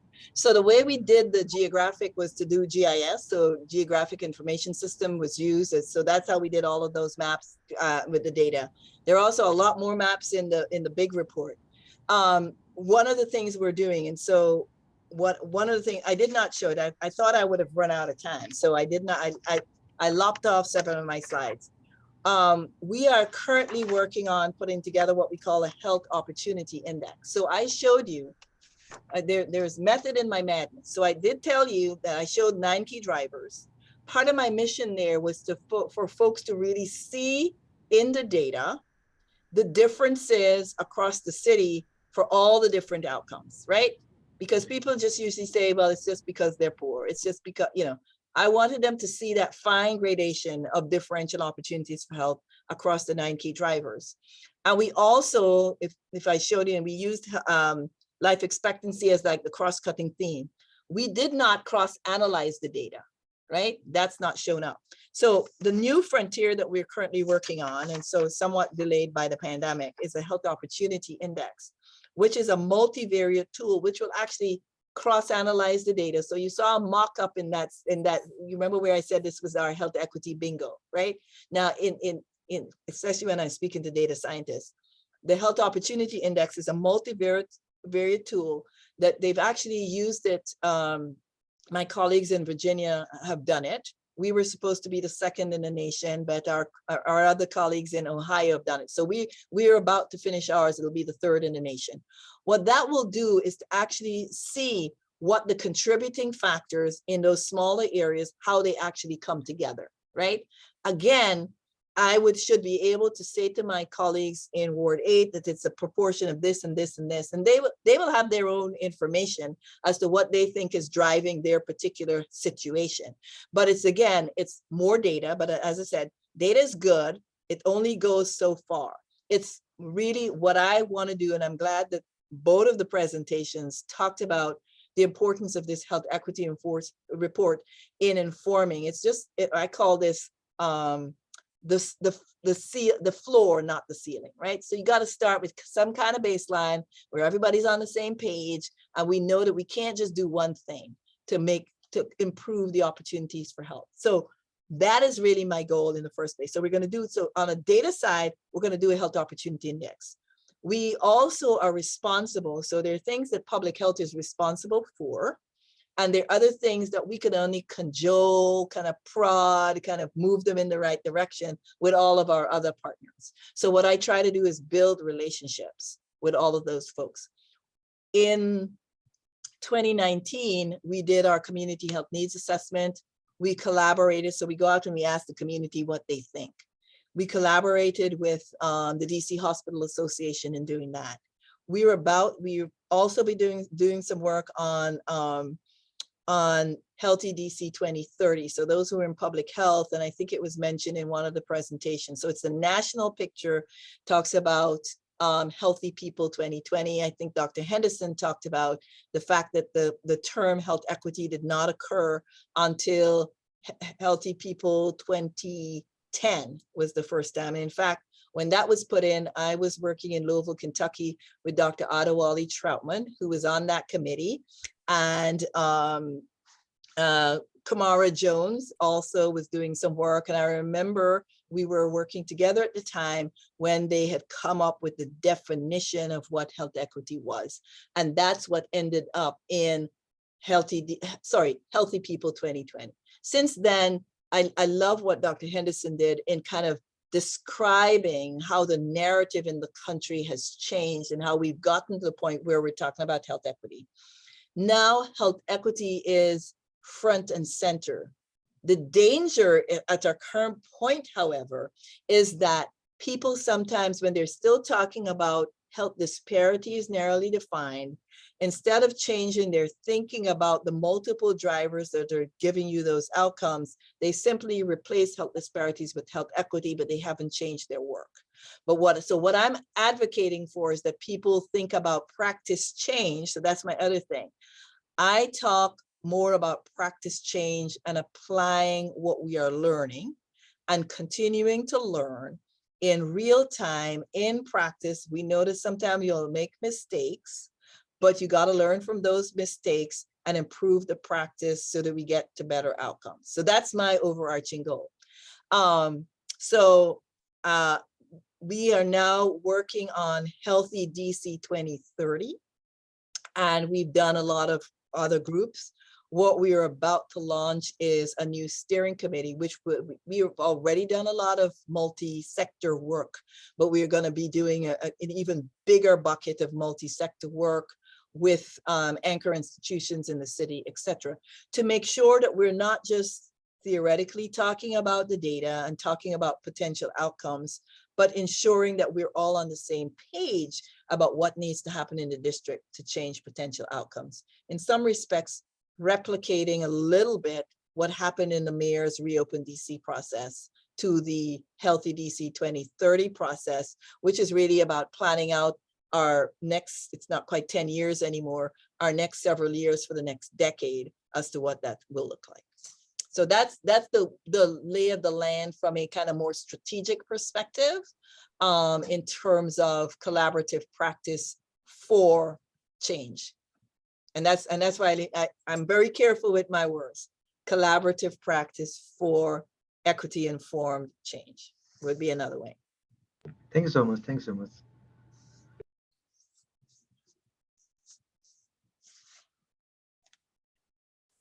Any other questions? We had a question for Dr. Arno. Yeah, go ahead. Hello.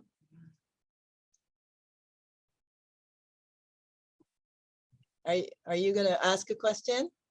Oh, there you go, unmuted. Oh yeah, I've been waiting. I thought he's going to be asking another question. Hello. It was a great presentation. Thank you. So I'm Sindhuja Mahalingam. I'm working as a clinical data analyst at Harvard, and I happen to work on a VADSTI grant project. And I was looking into DC Health data visualizations and reports, and the topic that got my interest was preterm birth and smoking in pregnant ladies, and the data were very informative, at the same time very concerning, seeing that non-Hispanic Black women have high prevalence of smoking during pregnancy, and the preterm birth were really high prevalence over them. So I would like to know what kind of interventions, ongoing interventions in regarding to that. Well, I know there, and you've probably seen it. So we have a maternal health report that we publish. I think we're about to publish the most updated one. We at DC Health, I didn't show you our whole, so in the Office for Health Equity, I'm gonna just say it. I work with my partners. I'm more external facing in terms of the non-health drivers. However, we did do some work related to, so I'm also in the business of demonstrating practice change or finding out opportunities for practice change. So I'm going to indirectly answer your question. So there are multiple opportunities that we provide in the city for smoking cessation, for maternal health. We pay lots of partners to deliver those services in the city, including our federally qualified health centers. There's a new report framing our community health administration in terms of how we would do that and how successful different sectors are coming together. I'm going to say this because I'm just offering you a potential opportunity that you could work on. So when I say health equity is everybody's work, I'm talking also about where things are happening at the intersection of different things. One of the really successful projects that I have worked on here in the Office for Health Equity as a kind of demonstration project is called the DC CASI grant. And CASI is CASI, Calling All Sectors Initiative, funded by Pew and the Robert Wood Johnson Foundation. And what we worked on that, and I'm only linking it back to pregnant people, at the intersection of pregnancy and homelessness. And this is what I mean about why it's important for us to not so much point fingers, but to sit down with our partners to figure out how we solve problems, right? And this answer is not related to smoking and pregnancy in particular, but it's a good example of how one needs to implement an equity-informed systems change lens. So I heard that talk, so that's also pertinent. So we sat down with the Housing Authority, the District Department of Human Services, the Interagency Council on the Homeless, and Housing and Community Development as our first round of folks, as well as the Mayor's Office for Thrive by 5, so young children and births. And I went into that thinking I had no idea what the actual solution would be. But here's why you have to think about what are the laws. So remember in my structural determinants thing in one of my first slides, showed laws as an important part of that. One of the laws that we had on the books in the district, which I think is a filter down from HUD and other places was, and it's been longstanding, was pregnant people do not rise to the top of the, they don't qualify for emergency housing until they're in the 3rd trimester, right? Now, most of us hopefully cannot imagine being homeless in your first 2 trimesters of being pregnant. And that could be homeless or at risk of homelessness or couch surfing or whatever that may be. Those of us who are better off will probably be more in the space of dreaming about babies and, you know, decorating a nursery and all kinds of fun stuff, not being homeless. But if we have rules on the books that suggest that you don't qualify for that until you're in your 3rd trimester, that means that you are technically or potentially homeless and at risk of a whole lot of things. And some people's way of dealing with stress, and I'm not saying that all Black women of color are exposed to stress, but I'm giving you an idea of how these things can contribute to negative outcomes. Now, if you went and asked your folks over in the housing sector whether they were aware that this rule, longstanding as it is contributing to poor outcomes in maternal health, they would not be, they're not thinking about that. They're thinking that they are preserving as much home kinds of solutions for folks who are in greatest need, but they're not prioritizing pregnant people in the 1st and 2nd trimester. By the time we were done with our collaborative work and helping them understand how their rule their thinking was that they were preserving housing, but their rule was contributing to a situation where women and people who were pregnant were homeless. That, as you can understand, the stress of those kinds of things would contribute to smoking, would contribute to a whole lot of things that even if you knew it, even if I knew it, if I were in that situation, I may well turn to those kinds of solutions. What we found out, they were not even collecting the data of the women or the persons who came in who were in the first and second trimester. They just checked, you're not in there. They would give you a kind of handout and say, go, maybe these people will help you. So we were able to help them understand and collect data. So this is why it's data driven. So you need to find collective interest where the data might improve your outcomes. You need to be patient with your partners as to how are they seeing the world? They're seeing the world. It's like we're all seeing this elephant. They're seeing the tail and we're seeing the trunk, right? They're seeing the tail of we don't have enough housing.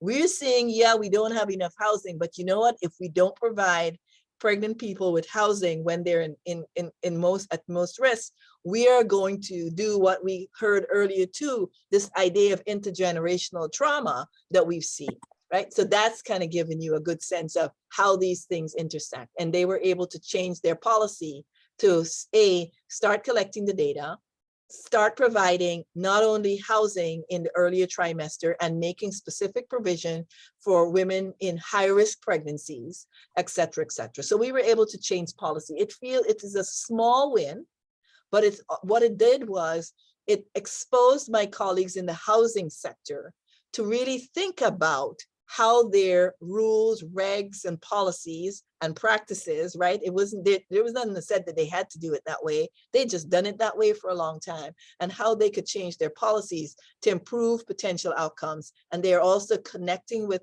healthcare services to provide pregnant individuals with prenatal and other care. Because you will have seen in the data that a lot of the folks with the poor outcomes have had to skip prenatal care.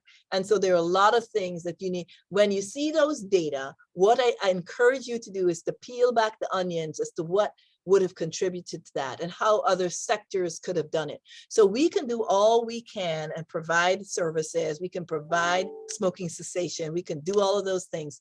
But to think about where the intersections are is the really critical lens that we have to work across sectors to break down our collective understanding of why we get those poor outcomes. So long answer and not quite the answer you wanted, but it's my goal is to have folks understand the practical application of the outcomes that they see and how they might look for potential solutions by we call it sometimes going upstream or speaking to partners. Yeah, I completely agree. The secondhand smoking or skipping prenatal could be a major contributors in this case. Yeah. Correct. Thank you. Thank you for your answer. You're welcome.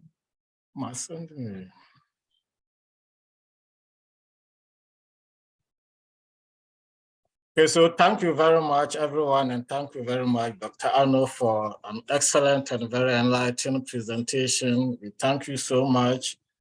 And then we hope that next time we invite you, you will accept our offer of invitation. And again, for the regular VADSTI participants, note next week module presentation, that is cloud computing.